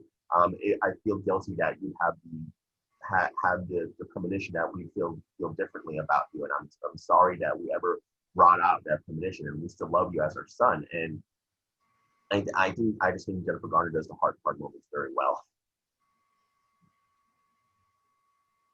Okay, wow, that was an amazing debate, y'all. Especially, I love all of your choices, but I'm not going to go first. Hunter, what are your choices for Bill and Peg Boggs? All right, so this time, really solid choices all around, and some very interesting takes on these characters. I think the point was made, and with 3 debaters and 6 characters, I think some of it, my brain got a little crosswired, but I think the point was made very well by Jess that Vince Vaughn and Jason Sudeikis are kind of similar types in this, and with that fell swoop, she was able to sort of dismantle a lot of the arguments against both of them at the same time, where both of them come off as kind of douchey in the most lovable way. So my vote for Papa Boggs is going to have to be Jess's pick for Mark Ruffalo, because he can bring the goofy dad stuff while also bringing some morality and sincerity. Peg is, in a lot of ways, a major heart of the movie, and in that same vein, I think Curtis made a good argument for Jennifer Garner, who would really bring a lot of heart to that character. It's really through her we initially, and throughout most of the film, find our attachment to Edward. Whereas, Kristen and Leslie really shine in their comedic stuff. Jennifer Garner definitely does a lot of good comedic work, but I think out of those 3, Curtis made a good argument for why she really brings the emotional weight that character needs. So I'm going to go with Mark Ruffalo and Jennifer Garner. Good. So for me, all of you brought amazing arguments to the board, and all 6 choices, again, absolutely wonderful. For Bill Boggs, I really had to think about this. This took a bit, and I think Hunter, you said it perfectly. A lot of wires might have been crossed because I'm like, sick. That's a lot, but after really thinking about it, I feel for Curtis, Vince Vaughn, I thought was one of my favorite choices. Especially, I think you just really brought the better argument of how he'd fit like the kind of the average Joe. Oh God, I can't believe I did that to myself after Dodgeball. But I feel like as a blue collar, like just the way he's like described, like with the character descriptions, I feel Vince Vaughn and your argument, I feel like he fits the bill like really well. All right, so for me, Vince Vaughn. For Peg, I think my favorite argument might have been for Logan for Kristen Wiig. I think it was mentioned about Jennifer Gardner bringing a lot of heart, but is when you mentioned The Martian, and she did bring a lot of heart to a dramatic role and her history in comedy, and I think she would perfectly deliver the line, she's gonna live with us. I can just see her really doing that very well, like making us laugh, but her dramatic chops, oh my God, and also she's gonna be a villain this summer.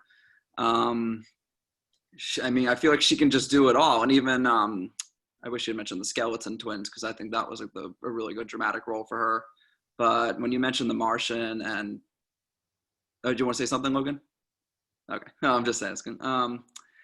But for Kristen Wiig, I think, yeah, you had my favorite argument. So I choose Vince Vaughn and Kristen Wiig, and also I think they would be wonderful together. Okay, Chelsea, who's your choice? Well, for me, I pretty much had decided early on, and then after the arguments, it was just finalized. I love Kristen and Leslie as far as the choices for Peg, but I feel that both of them are a little bit too snarky. I just don't see them as that sweet. And also something that I believe Jessica said, that Kristen we haven't seen her in a motherly role. So I don't know how she would really portray that. I haven't seen it, so I couldn't really see it. Jennifer Garner, oh my gosh, like I love Jennifer Garner, and she has such a wide range. I mean, one of my father's favorite movies is Peppermint, and she's, it doesn't have really anything to do with Peg Boggs, but just explaining her range, she's a bad A in that movie. And but she's also, I've seen her in movies where she's a mom, and I think she's so adorable and super sweet, and I think she could really pull off that just naivete that Peg has, and the motherly sweet naivete that she has. And so my choice for the mom for Peg would be Jennifer Garner. And then I want to go with Vince Vaughn, because for one thing, I love Vince Vaughn. I've loved him since, I don't know, I mean, Cell, Jurassic Park 2, he's in all sorts of things where he has been in a serious role. And he's serious, but can also be goofy. And the thing that everybody was arguing about with him being a jerk, to me, Alan Arkin was a jerk.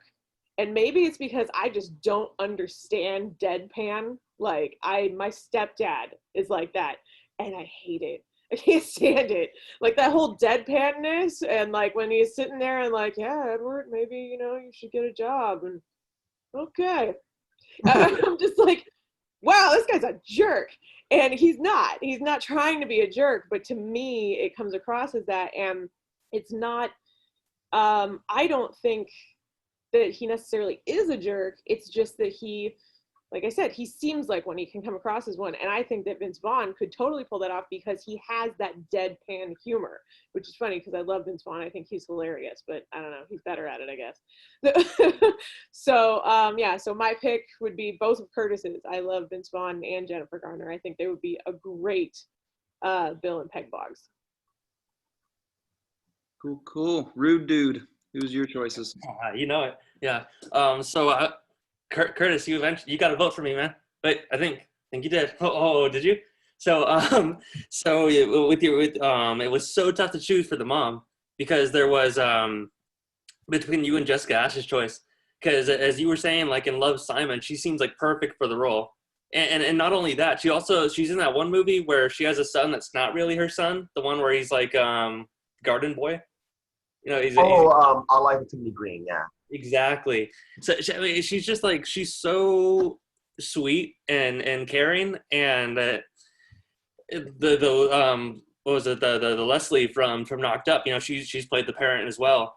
And I don't know, it's you know, it's her you know, maybe her job on screen isn't to get me to like her character, but she always seems like a little bit of a villain. Like she's kind of like a jerk in Knocked Up and This Is 40. And I think that like almost everybody in the movie except for Edward are the monsters in the film. It's you know, he's such a, I mean, like he's a little bit of a pushover, but he's a really nice guy. And it's like we're saying, like the dad doesn't care that much. And though the mom is the one that brings him into her home, like there's that one scene when Edward walks off on Christmas Eve or so, and then she's just like concerned about Winona Ryder's cut on her hand, and it's like Winona Ryder doesn't care about that.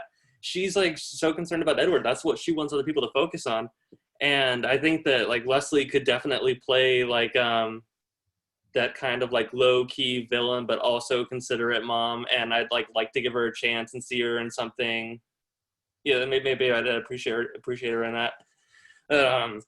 Vince Vaughn, he's really coming into his own these days. I used to think like, you know, maybe you could like put your thumb on him and you say like, this is it, you know, he's a comedian. But no, not just that these days. Like he was also in that Fighting with Your Family, and he was a real hard ass in that, and it was in a good way. And he was also that one movie where he was the white supremacist, right? When he was in jail. And yeah, you know what I'm talking about, Erik.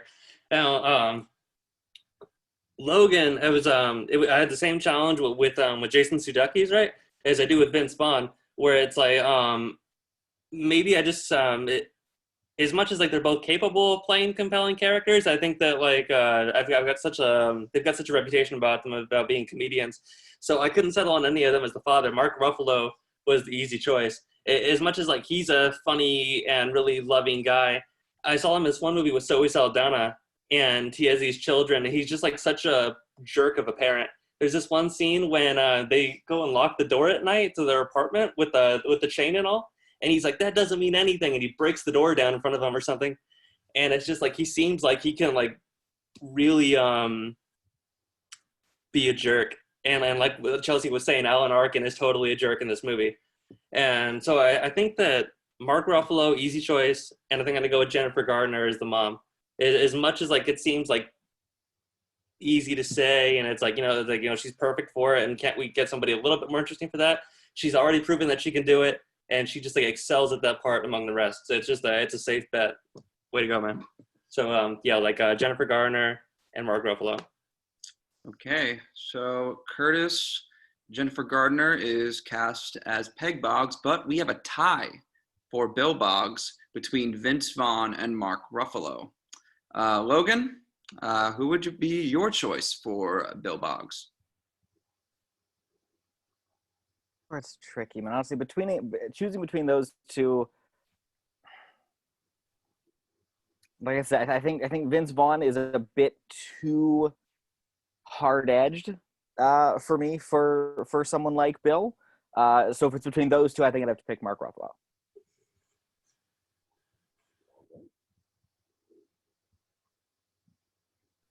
Mark Ruffalo is going to be our Bill Boggs, and Jennifer Gardner will be our Peg Boggs. It's a 13 going on 30 reunion. It's what happened to them after the movie.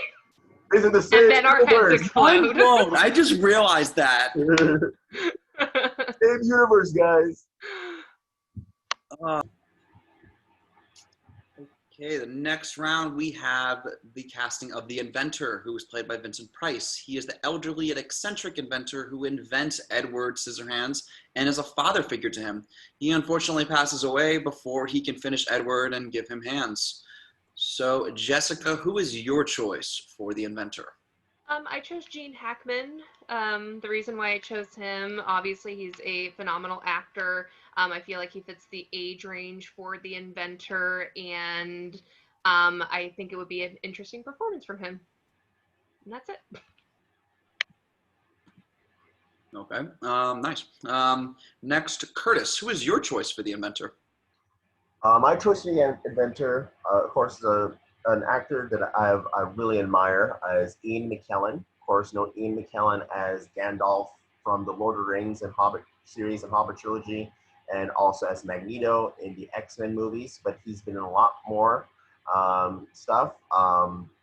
He's shown a wide range in his acting performance, and I think, you know, with Vincent Price playing that eccentric inventor, I could totally see Ian McKellen being very eccentric. He's kind of very eccentric as Gandalf, and also if you see him in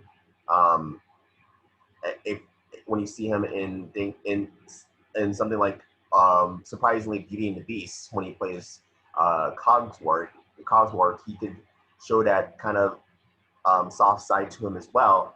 And I know this is a weird movie to bring up, but even in Cats, I mean, he he wasn't he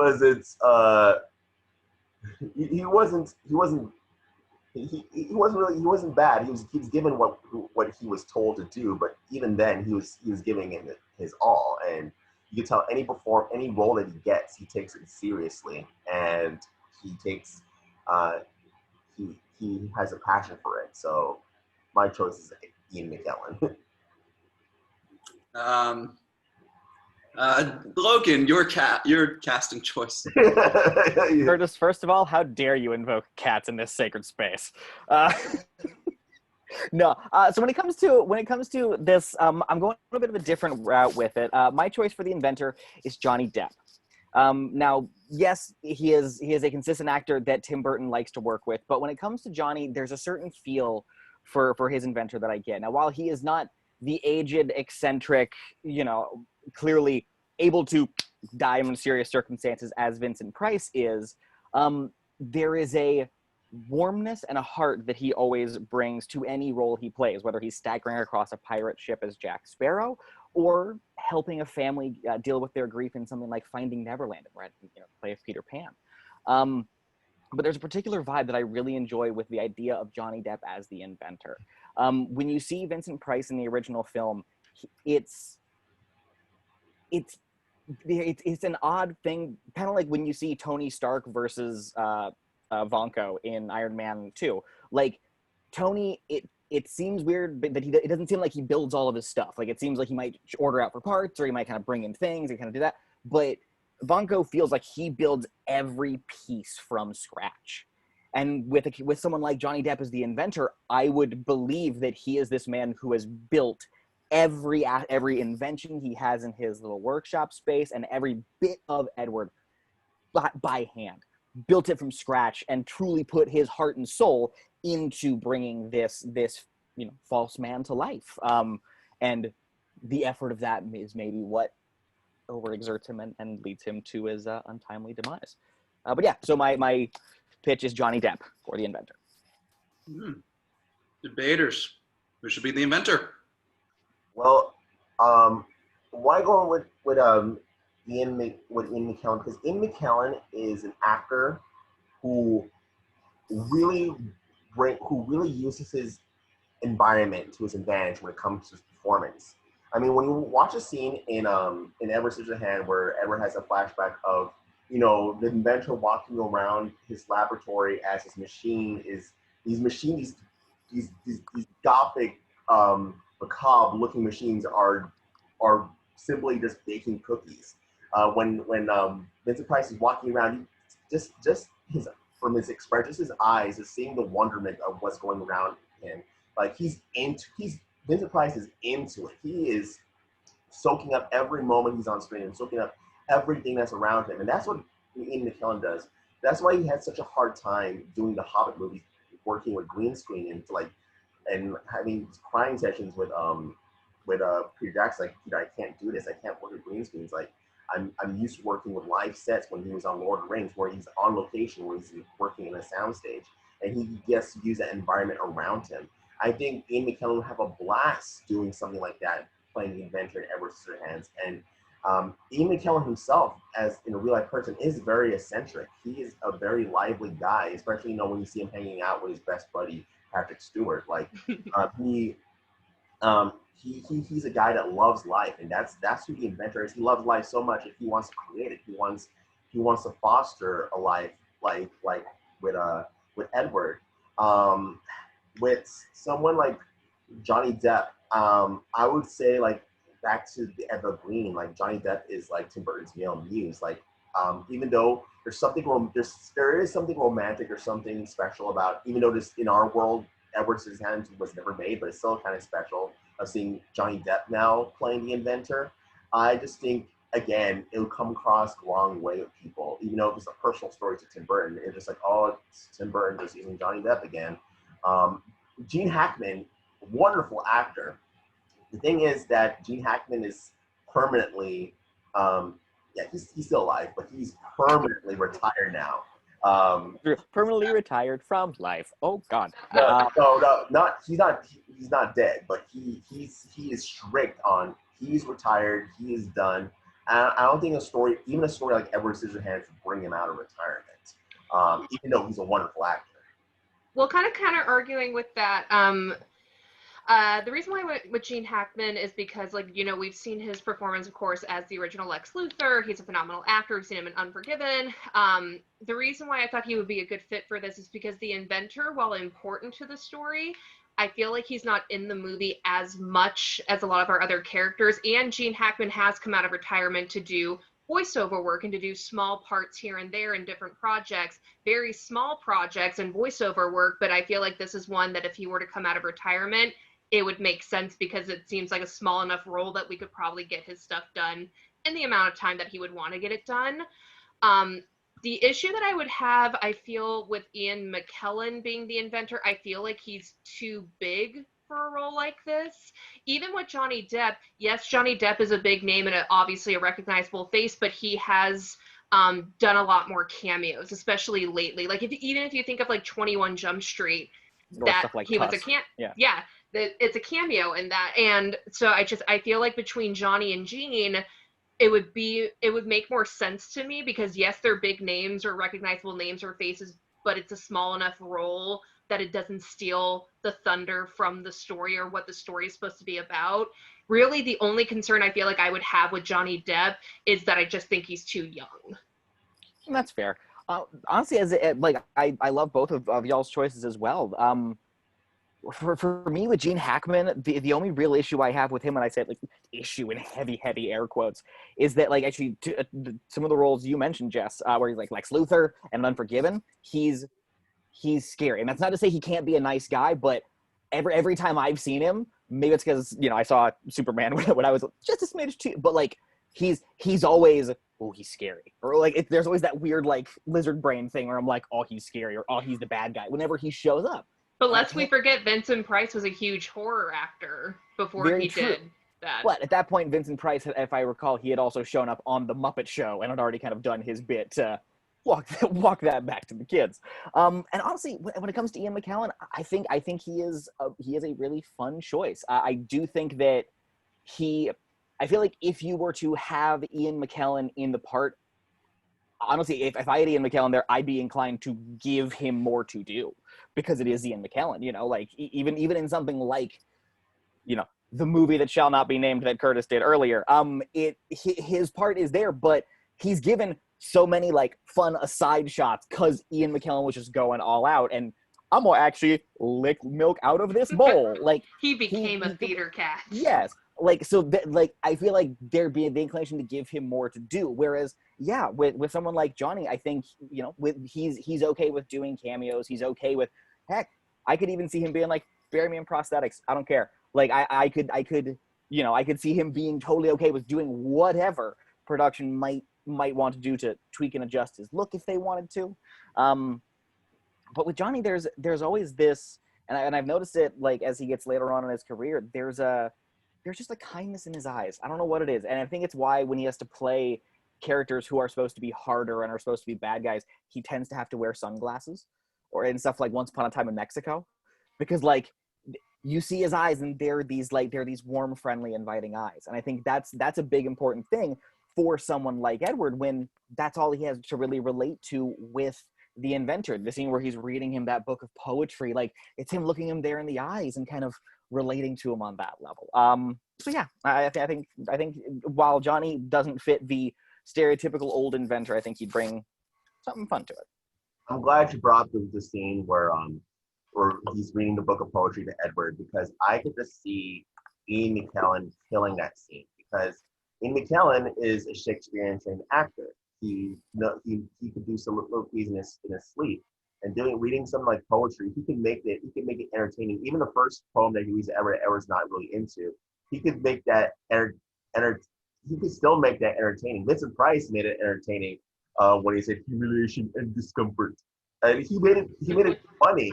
And then when he reads the funny poem to Edward, I can really see Ian McKellen getting into that.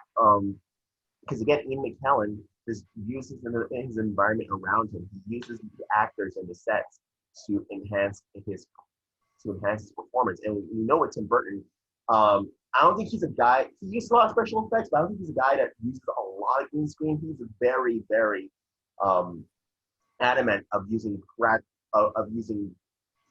sets. Even now, with stuff like Dark Shadows, and he's big on building sets.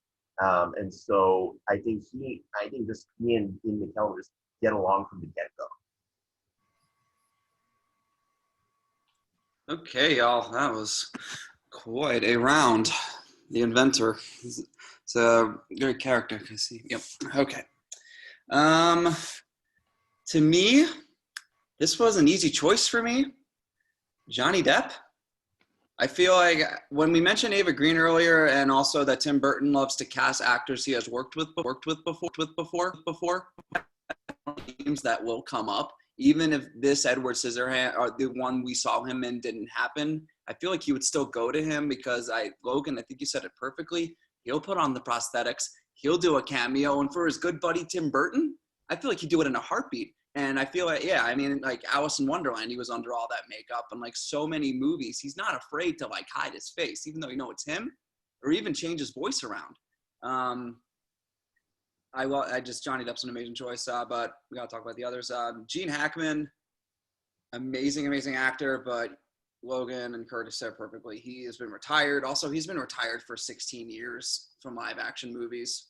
So it's just, you have the obstacle of getting him out of retirement. Even if it is for a cameo, you still got to get him out of retirement. So I think it's just a huge hurdle to climb.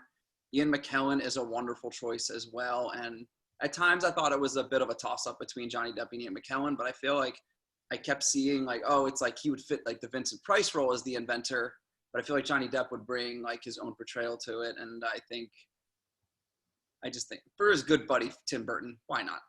So I loved all your choices, but Johnny Depp is my choice. Hunter, who is your choice? I think Johnny Depp is there's an echo there on somebody's end. Johnny Depp is a great choice, especially, having played Edward Scissorhands in the actual film and being frequent collaborator of Tim Burton. That'd be such a fun cameo.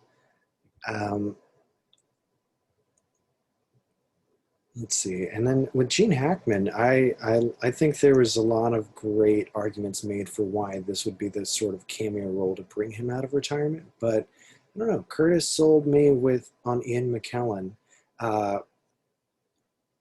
where he could bring so much like life and whimsy to the role, as well as like being, while still being sort of creepy or spooky on the exteriors, being more kind and inviting from the interior. So yeah, I gotta go with Curtis's choice of Ian McKellen, even if he did use cats to do it. Anyway, Rudy, who's your choice? Okay, so again, tough choice. I almost think like Ian McKellen is perfect for it. Yeah, like anyone seen that bit when Ian McKellen is explaining how he played Gandalf? And how it's like he pretended to be a wizard or something like that. It's like I feel like that that cadence is the exact same one that we get during the poetry scene when he's reading and he's also got the wisdom, the look about him. And now with with Johnny Depp, you know, it sounds perfect, you know, because it's like, you know, the whole like auteur director, and honestly, like I feel like I haven't seen Johnny Depp in anything that I really enjoyed in a long time, and I'd like him to play like a role that deserves such honor, and see him bring some real passion to it. 'Cause I don't think he would let Tim Burton down with this project, but but I felt like Logan, you were really helping out Jessica when you were saying that like Gene Hackman has played these scary roles in Superman, and as much as he's not a bad guy in Edward Scissorhands, he is. I think he's certainly unsettling and kind of like uncomfortable at first for the audience to get to know, even though you know he has like you learn he has great intentions. But then again, like, you know, the odds might be like difficult to get Gene Hackman to be a part of it after he's been gone for so long. Though he would be like lovely for the part. So I think that who I'll end up going with is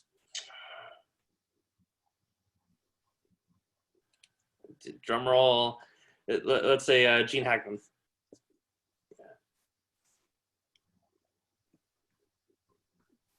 First round, we have a three-way tie so far. Chelsea, it's up to you. The pressure.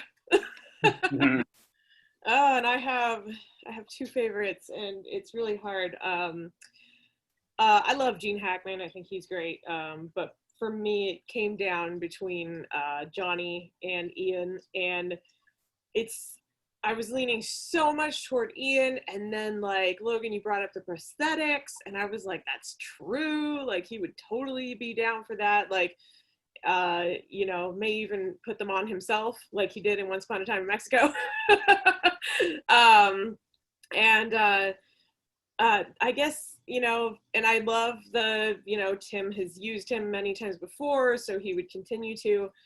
I think that just the final thing for me is really viewing that part and viewing who's in it.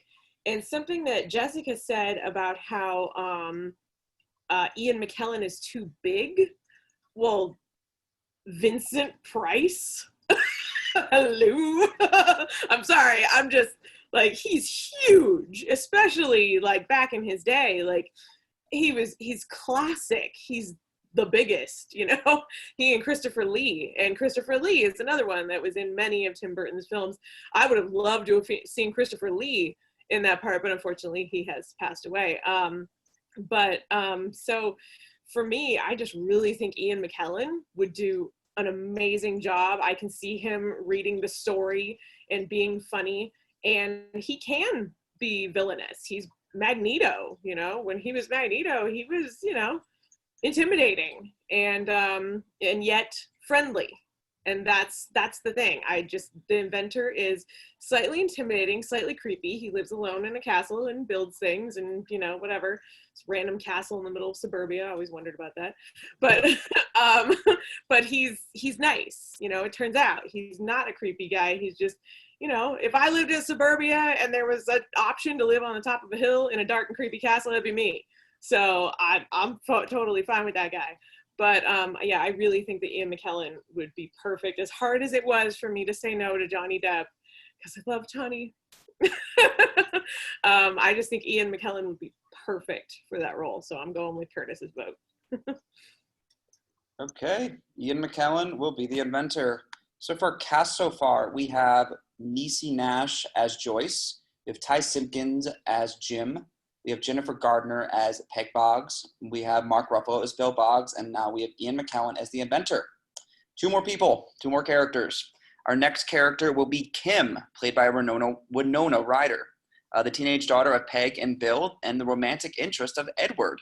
At first initially frightened by Edward, but becomes closer to him when she sees how kind and selfless he is. She eventually falls in love with him. Logan, who is your choice for Kim? My choice for Kim is Millie Bobby Brown.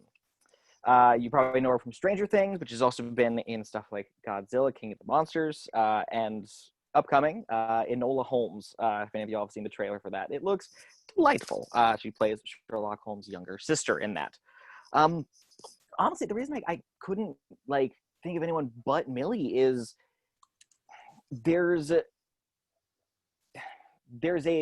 a powerful softness. I think it's kind of a weird way to put it to her. Like you feel there is this very hard shell, but with it, like it's weird to say it's like, you know, a nougat center, but it's like it's that kind of thing where it's like if you can get past the hard exterior, she has this heart full of love. And we see that a little bit with Stranger Things with Eleven and how, you know, she has built herself up this armor from the world and kind of opens up when she meets the boys and is able to kind of relax and be herself. And we see that from Kim. She is initially very prickly and has this armor up against Edward and is very much like, nah, I want nothing to do with this guy. We see that armor kind of falling away, and we see, you know, that softness to her, and we see the love that she feels for them. And I think Millie could bring that to the character. So yeah, my choice is Millie Bobby Brown. Hey, Jess, who is your character? I mean, your actress for Kim? I chose Elle Fanning for Kim. We probably know her as, of course, Dakota's little sister, but she's also broken into projects like Super 8. She was in Live by Night, Maleficent. I chose her because if you look at her work in things like Live by Night and Maleficent, she has a great acting ability. She can play very soft and innocent, but she can also play like headstrong, confident, kind of bratty. And she's able to do those ups and downs and hit the emotional beats the way that she's supposed to. I think her look is perfect for it. It's very reminiscent. I feel like the almost silver blonde hair with her features, it's kind of reminiscent of Winona Ryder as Kim from the original one that wasn't made. But I feel like she kind of brings almost like a preppy lightness to it that you wouldn't see her and a character like Edward together, and that's what kind of makes it work. Okay, and Curtis, who is your choice for Kim? My choice for Kim is a young actress I'm very excited to see her future, and that is Thomasin McKenzie. Of course, Thomasin McKenzie, you know her more prominently as the Jewish girl that's in Jojo Rabbit that befriends Jojo, and that who's the one that Scarlett Johansson's character is hiding. But I first took notice of her in a movie that didn't get enough attention. It's a movie called Leave No Trace, which she did with Ben Foster. It's a movie that quietly went under a lot of people's radar, but if you have the chance to watch it, go and watch it. It's incredible. She and Ben Foster are amazing in that movie, and she has incredible chemistry working off with Ben Foster as his daughter in the film.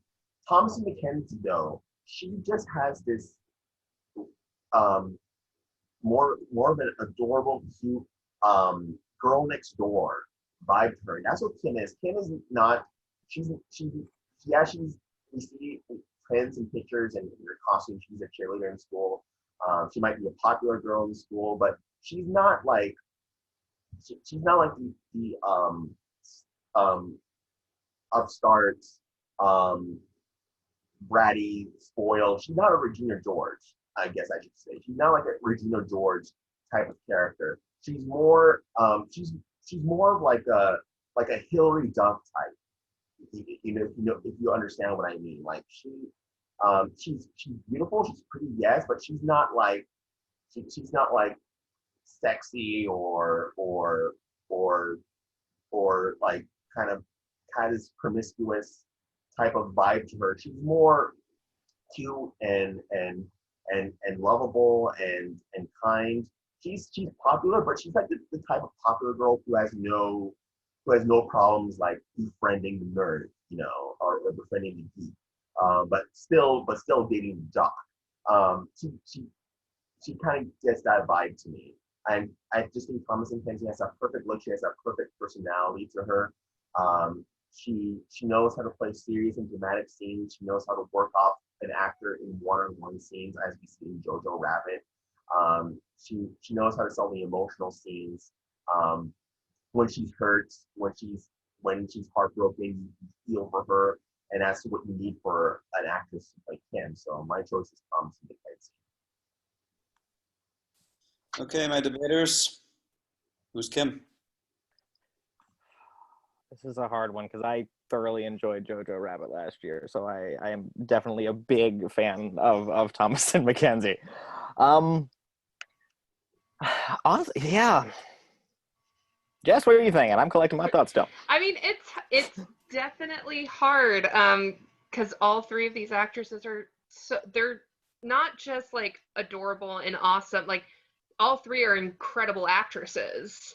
So any three of these could play the role. The only knock, not even like a knock, the only point I feel like I have against Thomasin is that I don't feel like she's as well known of a name in comparison to Elle and Millie Bobby Brown. And at this point in time when Winona Ryder was in Edward Scissorhands, like she had already done other things like Beetlejuice. So people knew her face, knew her name, that I feel like with Kim, having a little bit more of a well-known name is important to kind of garner in that box office.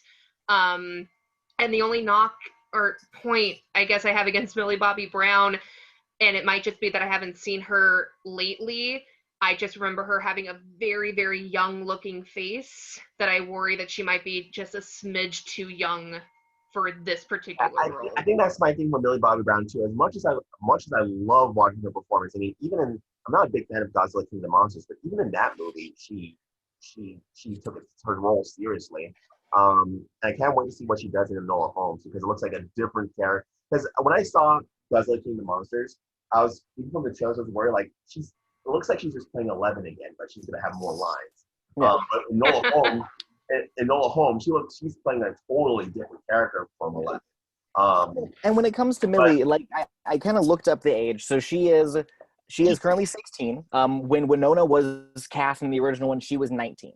And I think Millie being 16 is okay, mostly because we established well throughout the movie that at the very least we never see her drive the truck. We never really see that, like, and there's clearly, like, I don't know. To me, it makes sense that, all right, she hasn't gotten her driver's license yet. She's just right on that, on that age transition, whatever. So yeah, the age doesn't really bug me on it's not much the age. It's more of her look. She's 16, but with her look, she looks like she could still play a 13-year-old girl. She still looks like she could play late middle school. I agree with that, and I feel like we might also run into problems with love interests, because I feel like every single like any of our people that we chose for Jim or for Edward, they're all over the age of 18, and she's not, which might be an issue as far as like filming a romance goes. And her young look doesn't help. There's not too much. I mean, it's not like it's not like Jim in the original movie. Jim and Kim have like an all-out like dirty scene together, so I don't think we have to worry about that. But they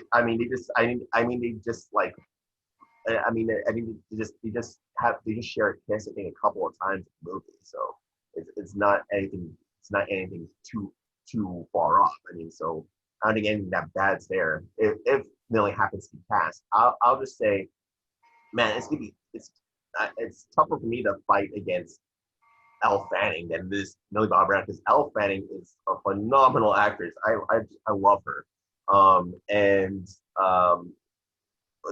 just think Elle Fanning. I just think what Elle Fanning has is that she's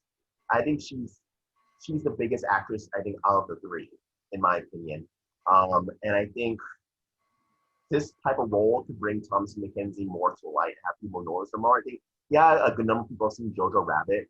Not enough people have seen We Know Trace, obviously.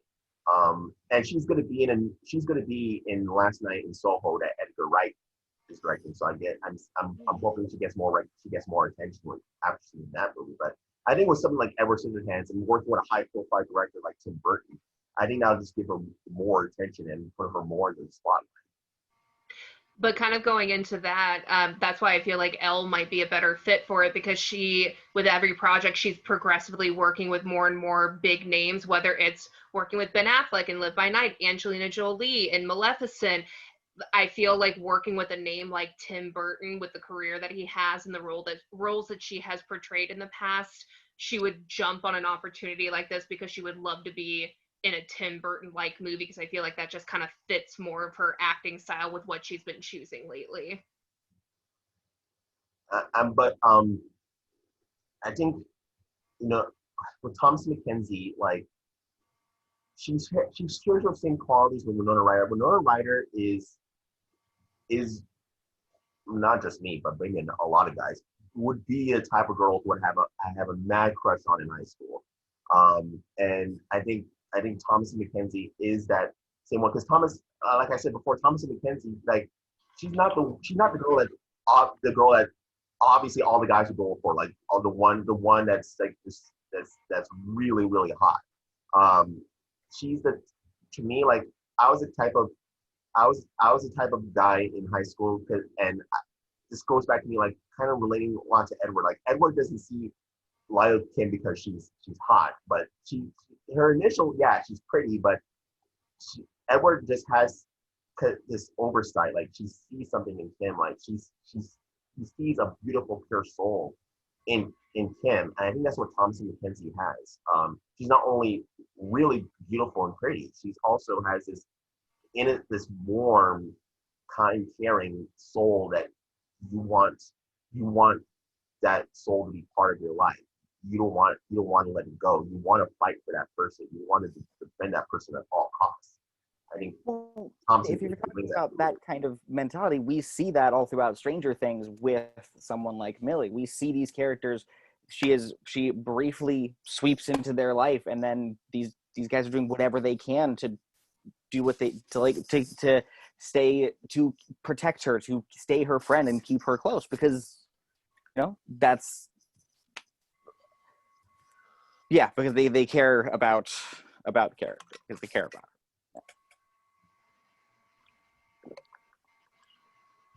I think that's pretty much all we have to say.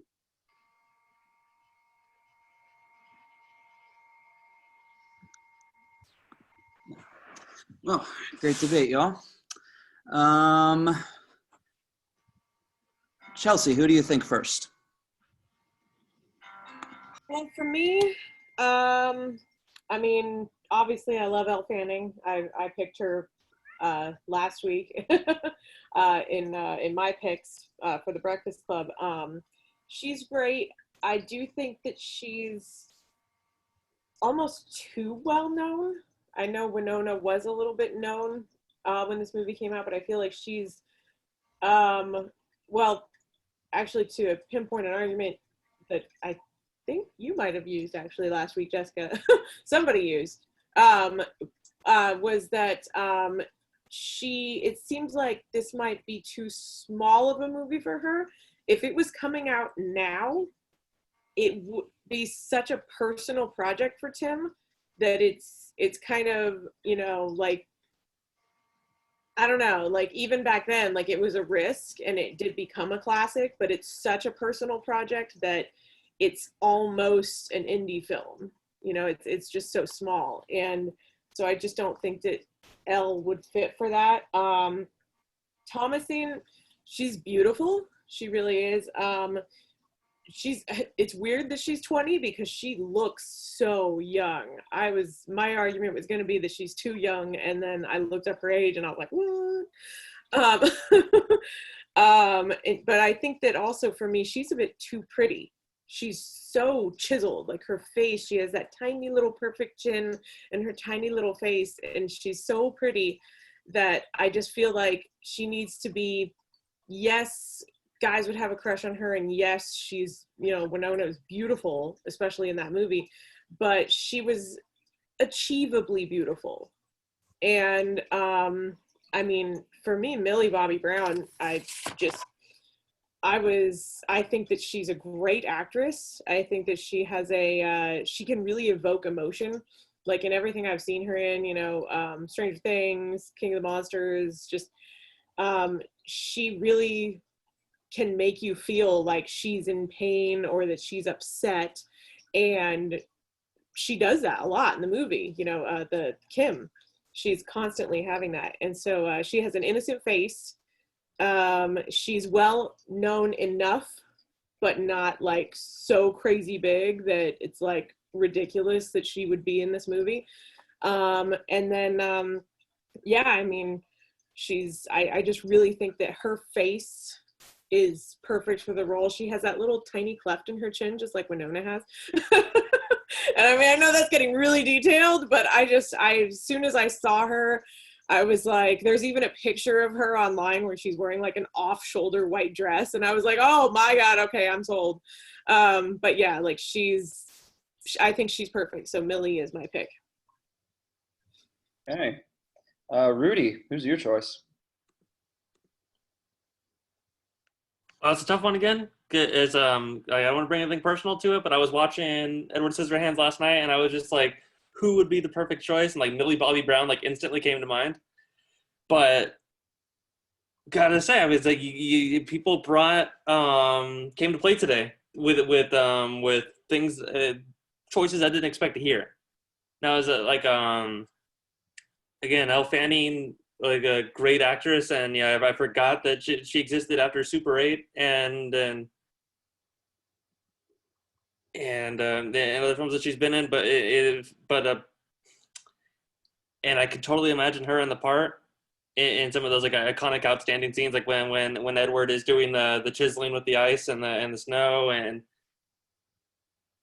but I think that, not that Edward Scissorhands isn't like an outstanding movie, Elle Fanning and Millie Bobby Brown, too good for this?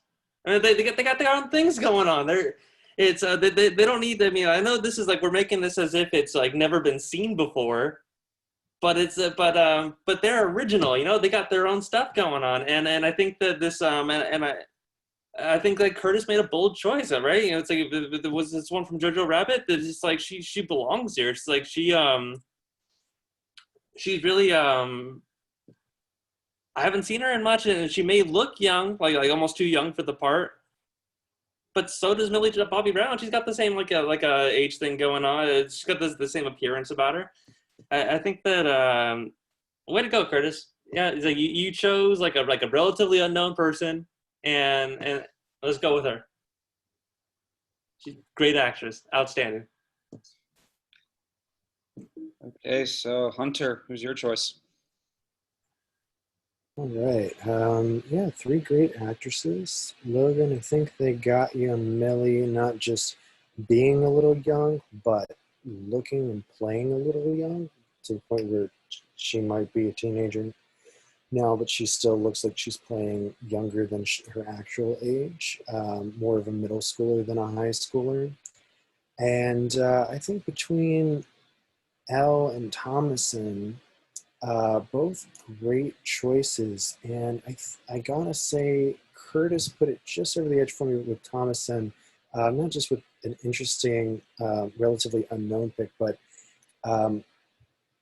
pointing out basically Elle Fanning. I see her very much as the most popular girl in school, and Thomason being the more down-to-earth, accessible girl, and easier for an audience member to see themselves through in this sort of role. So yeah, I'm going to give the point to Curtis in this one for Thomason, but both of those in particular I thought were very good choices for this. Okay, wonderful. All of you, amazing choices, amazing argument. It's just to get to the point, I really feel like Curtis won me over with Thomason, because I feel like you just said Jojo Rabbit, and when anyone had anything to do with Jojo Rabbit in my previous ones, I'm just like, they're all perfect, because I think the way you described her, just really embodying the role. And also I think Chelsea said it about the age. I'm like, yeah, she looks young, but she's not. So I feel like she would, and also I feel like working with Taika gave her a lot of experience on its own. And I feel like working with Tim Burton would definitely give her a leg up, and she needs that breakout. and working with Edgar Wright, and then Tim Burton, I'll be like, yeah, she's working her way up the ladder in like 2 or 3 movies. So I feel like the points made about like Millie Bobby and Elle, someone needs a breakout like Thomason does. I feel like would be the right choice. So Thomason McKenzie is my choice. Okay, Curtis, Thomason McKenzie will be playing Kim. And last but not least, our lead, our title character, named Edward Scissorhands. He is an incomplete artificial human with scissors for hands. He's taken in by Peg Boggs and becomes the celebrity of the neighborhood by trimming the neighbors' hedges, dogs, and their hair. He becomes a victim of persecution and betrayal when people take advantage of his kindness and selfishness. Even though he is mysterious, quiet, and shy, he has an unbreakable and solid heart of gold. So, Curtis, who is your choice for Edward Scissorhands? My choice for Edward is the unarguably incredible, talented, and young Timothy Chalamet. I think this is the perfect vehicle for. We haven't really seen Timothy Chalamet in a lead role yet. He had Call Me by Your Name. He was a co-lead in that, but he was a co-lead with Armie Hammer in that film.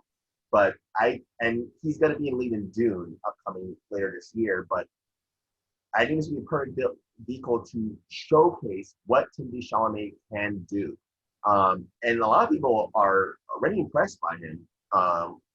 But Edward would be such a different role because it's a role that has like maybe less than 20 lines in the movie, and we get to see what Timothy Chalamet can do with his acting. And he can just impress us with his brilliance even more. Seeing what he could do just by just being silent and just using his expressions as an advantage. And he's really got the look, he's really got the height, he has the skin, and he's really got the hair to do it.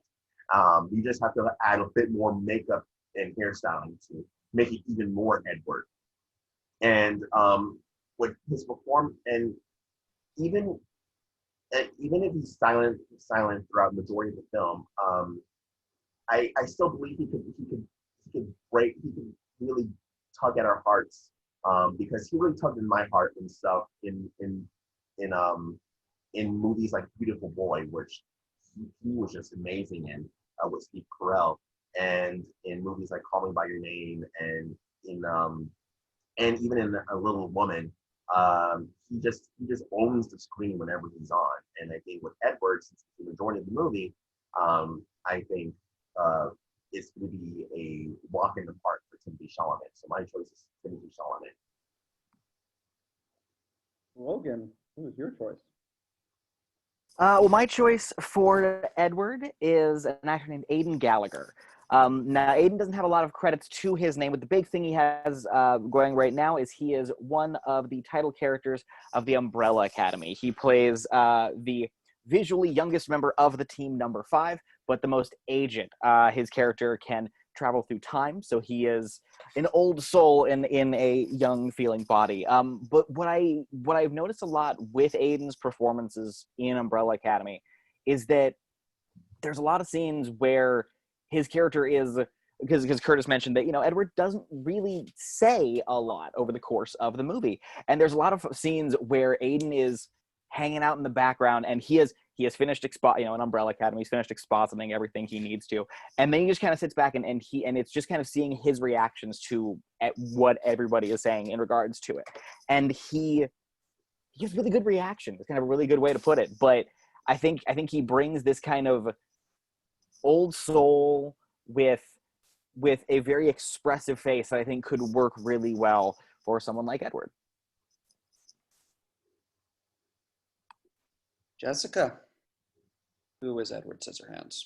My choice for Edward Scissorhands was Freddie Highmore. We might remember him as the adorable child actor from things like Finding Neverland.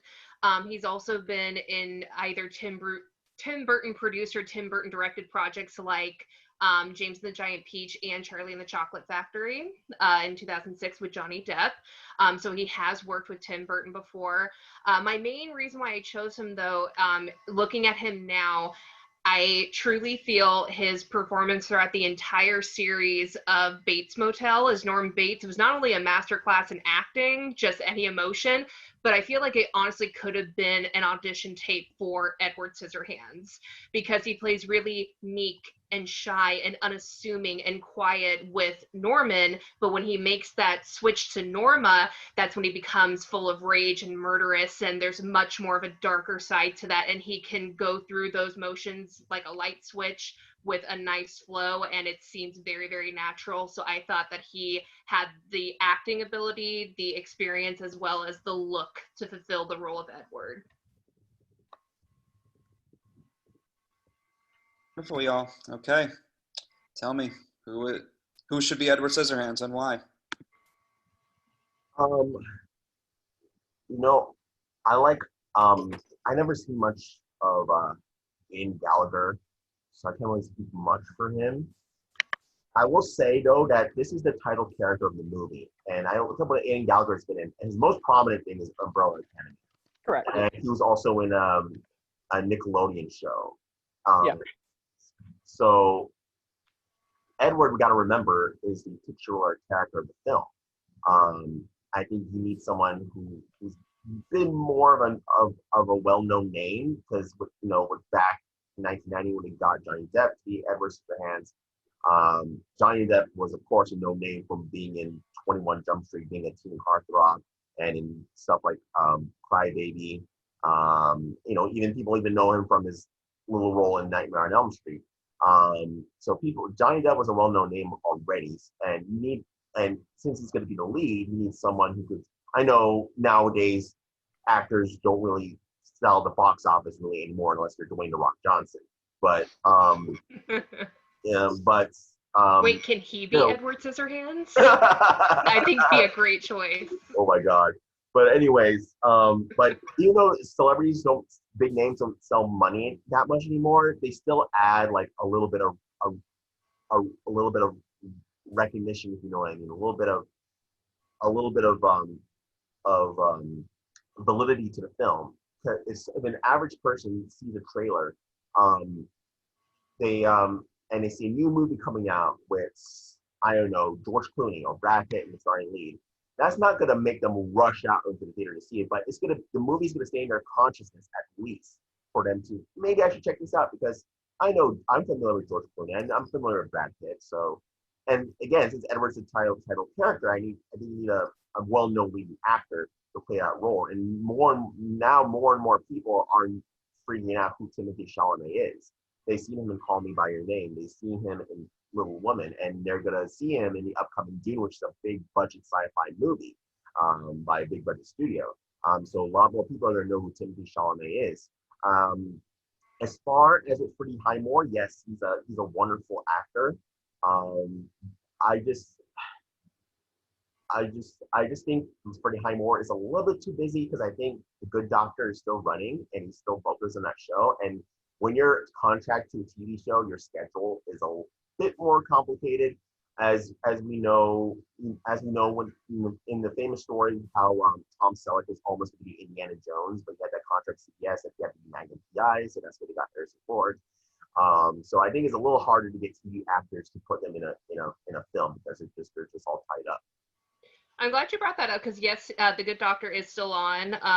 However, he has been doing a movie once every couple of years in between filming The Good Doctor, especially when they're smaller movies. And we brought up earlier how we felt like, I can't remember if it was one of us or one of the judges brought up that this one might not garner like big names like Elle Fanning, because it might be too small of a project or too simplistic of a project. So with something like this, I imagine it's not going to have a huge budget.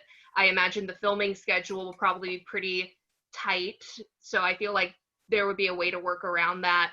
And just to correct from earlier, yes, you're right. He wasn't in James the Giant Peach. I'm an idiot and confused it with another movie. But he was, I'm pretty sure, in Charlie and the Chocolate Factory. That he was.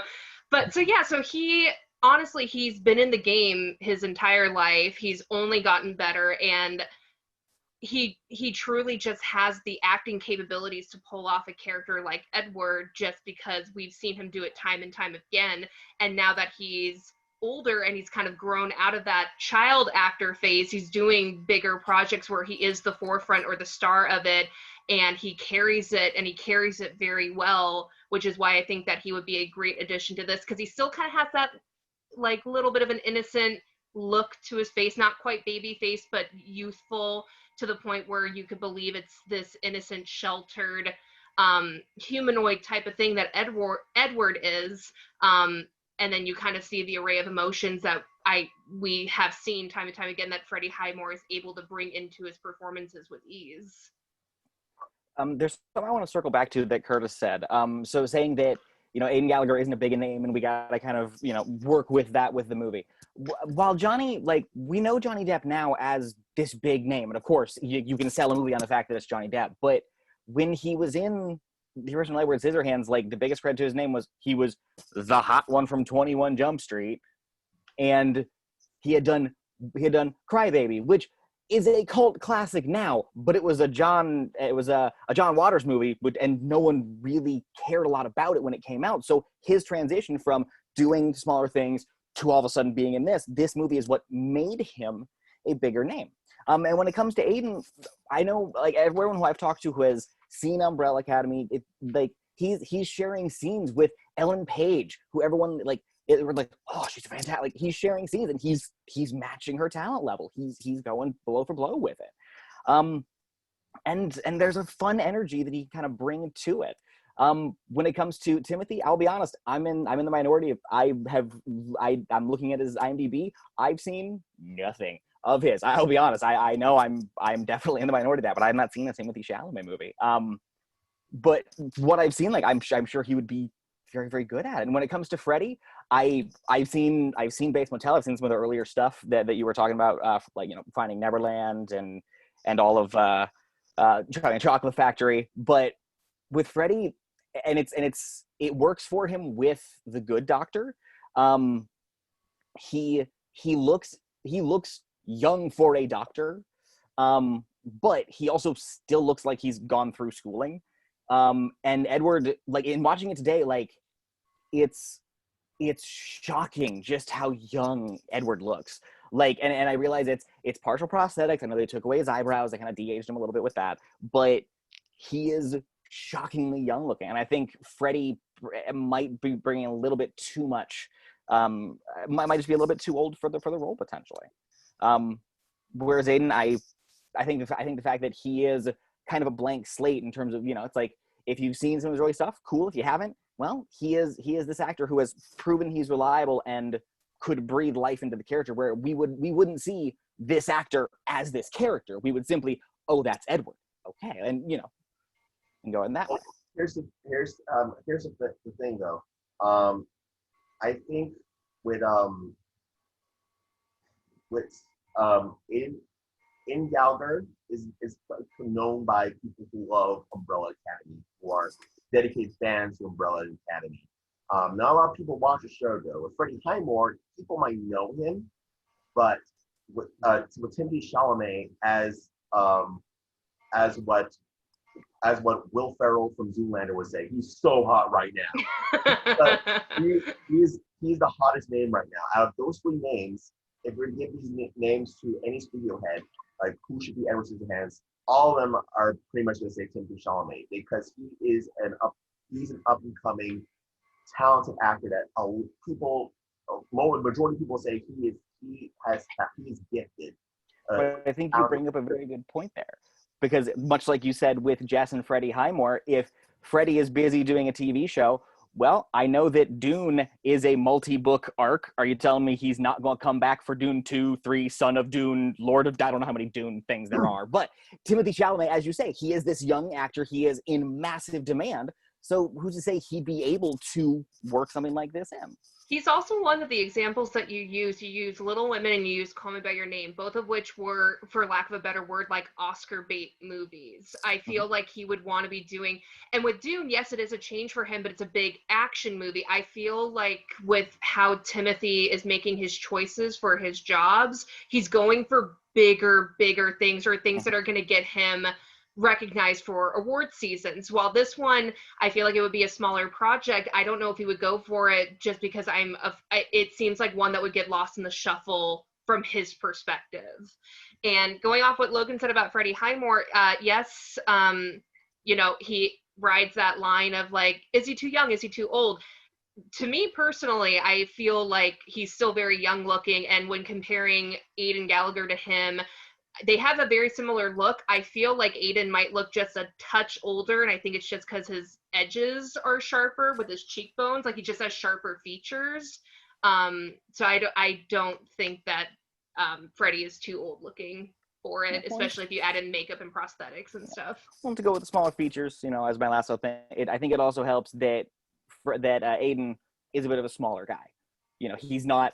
I know Freddie Highmore has grown to a very tall man from what I've seen in things like Bates Motel. So having Edward be a kind of smaller, I've got knife hands, and and it might work well with the characters. Even though he might look, as you said, potentially a little visually older in the face, it might work with that kind of dichotomy.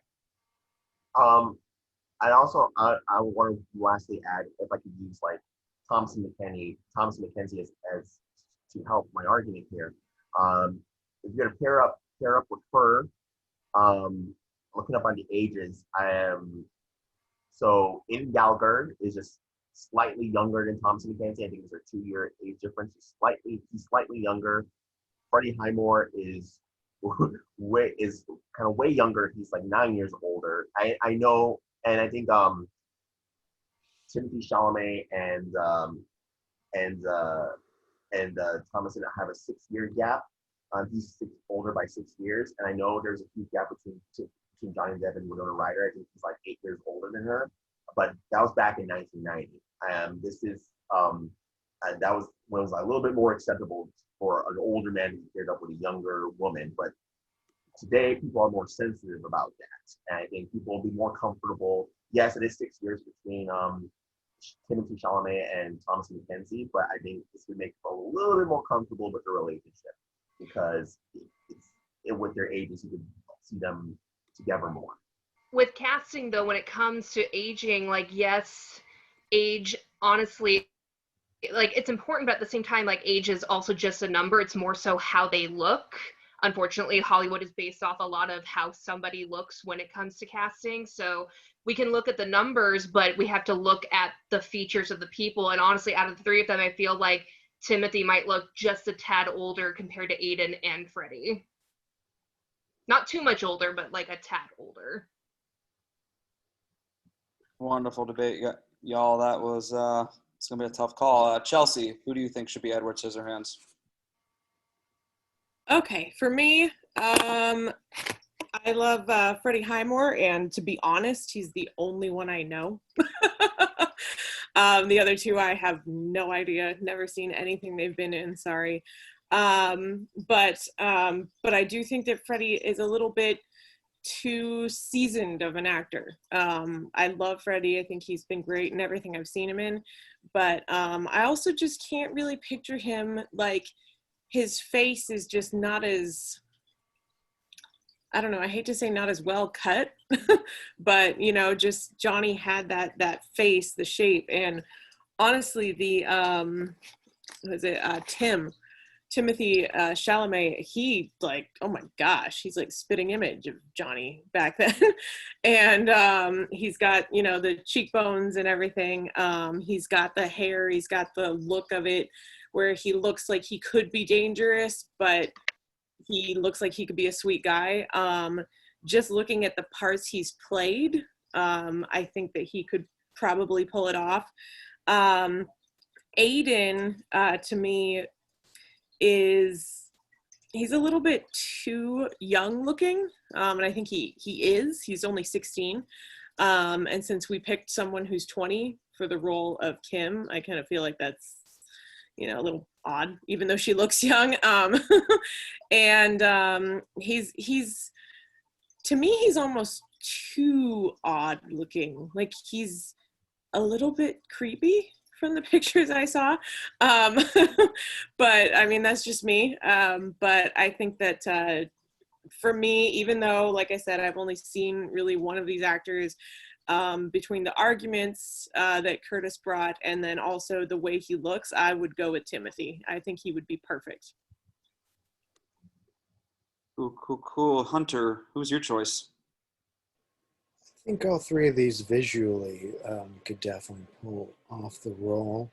So then I think it came down to, for me, who can play a largely silent role.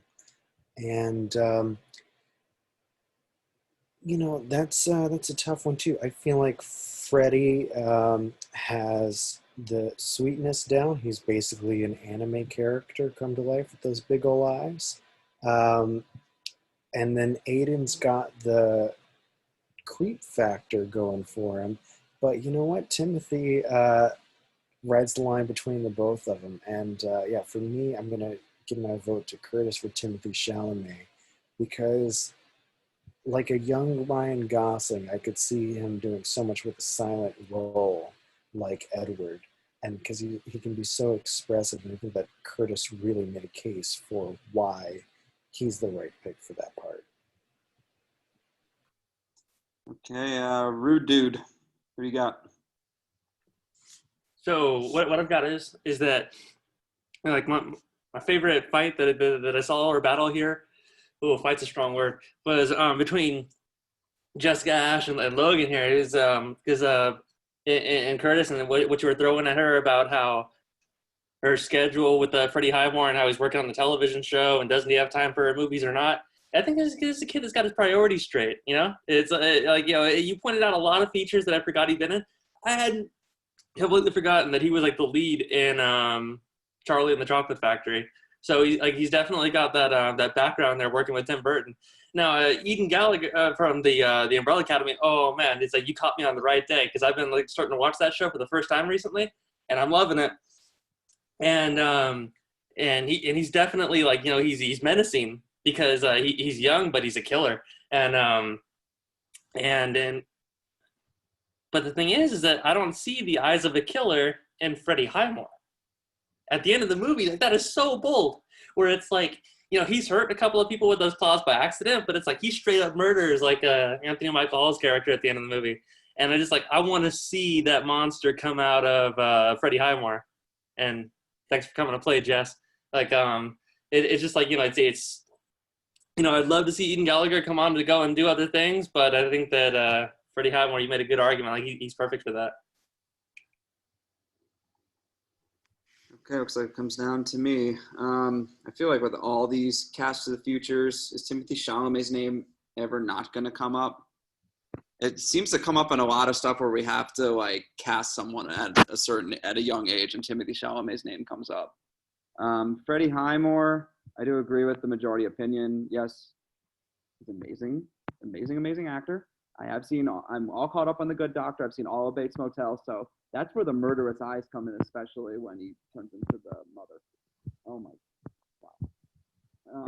He's a rarity, I gotta say, with Freddie Highmore.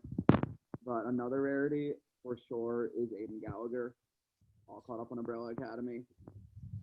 And sucks you're watching it, Rudy, because there's certain scenes in the later season I want to talk about, but I don't want to ruin it for you.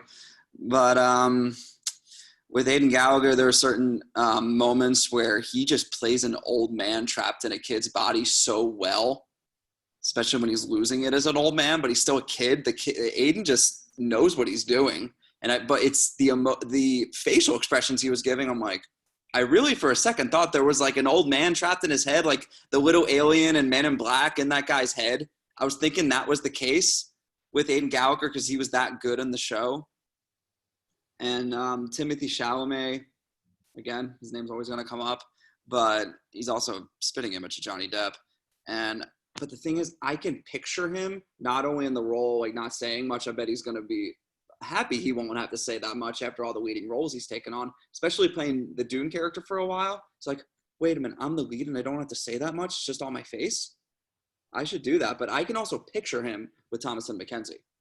I think he'd have really good chemistry with her, and I can see her saying all the lines and him reacting to them, and definitely the moment, I love you, and seeing, like, it. I feel like with the two of them, and Timothy's been involved with some movies where especially Call Me By Your Name, that will leave you in tears, And it was his talent. While I love all three actors, I think Timothée Chalamet would be an amazing Edward Scissorhands. Right.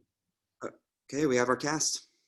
Right, we do. So, to recap here, our final cast for 2020 Edward Scissorhands as Joyce, we have Nash, as Jim, we have Ty Simpkins. As Bill, we have Mark Ruffalo. As Peg, we have Jennifer Garner. As Ian McKellen, as the Inventor, we have Ian McKellen. And as Kim, we have Thomas and Mackenzie. And finally, as the titular character, Edward Scissorhands, we have Timothée Chalamet. And of course, this movie is still going to be directed by Tim Burton. This is an outstanding cast that we put together.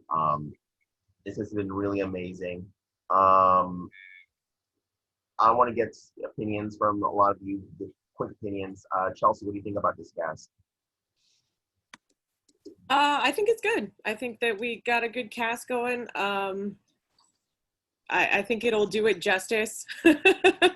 Obviously, since this is one of my favorite movies, the people that I didn't pick, I didn't vote for, I'm kind of a little bummed, but at the same time, I like those people, except for the one that played Kim, but that's not that I don't like her, I just don't know her. I still think that everybody in this movie, I think that Niecy would be a great choice for Joyce, and I think Mark would be a great choice for the dad, and I think this would be a really fun movie. I think it would still be fun this time around. And so I'm happy with the way it turned out. All right. How about you, Erik? I would see this movie. Directed by Tim Burton, and it'd be nice to see him do an original project. But working with this just a fine cast of actors and really going through everything. Of course, didn't get everything I wanted chosen, but besides the point, really looking through the cast. And also I'm glad that we did Edward last, because then it made me think of all the other actors that we had chosen. And I think just Timothée Chalamet would work really well with an ensemble cast, as he's done most of his career anyway. And this is a really good ensemble. And I'm already picturing him and Ian McKellen, just in the heartbreaking scene when he doesn't get his hands. But also I'm still trying to picture the funniest moments. I think Jennifer Gardner would do an amazing job with the "come and live with us."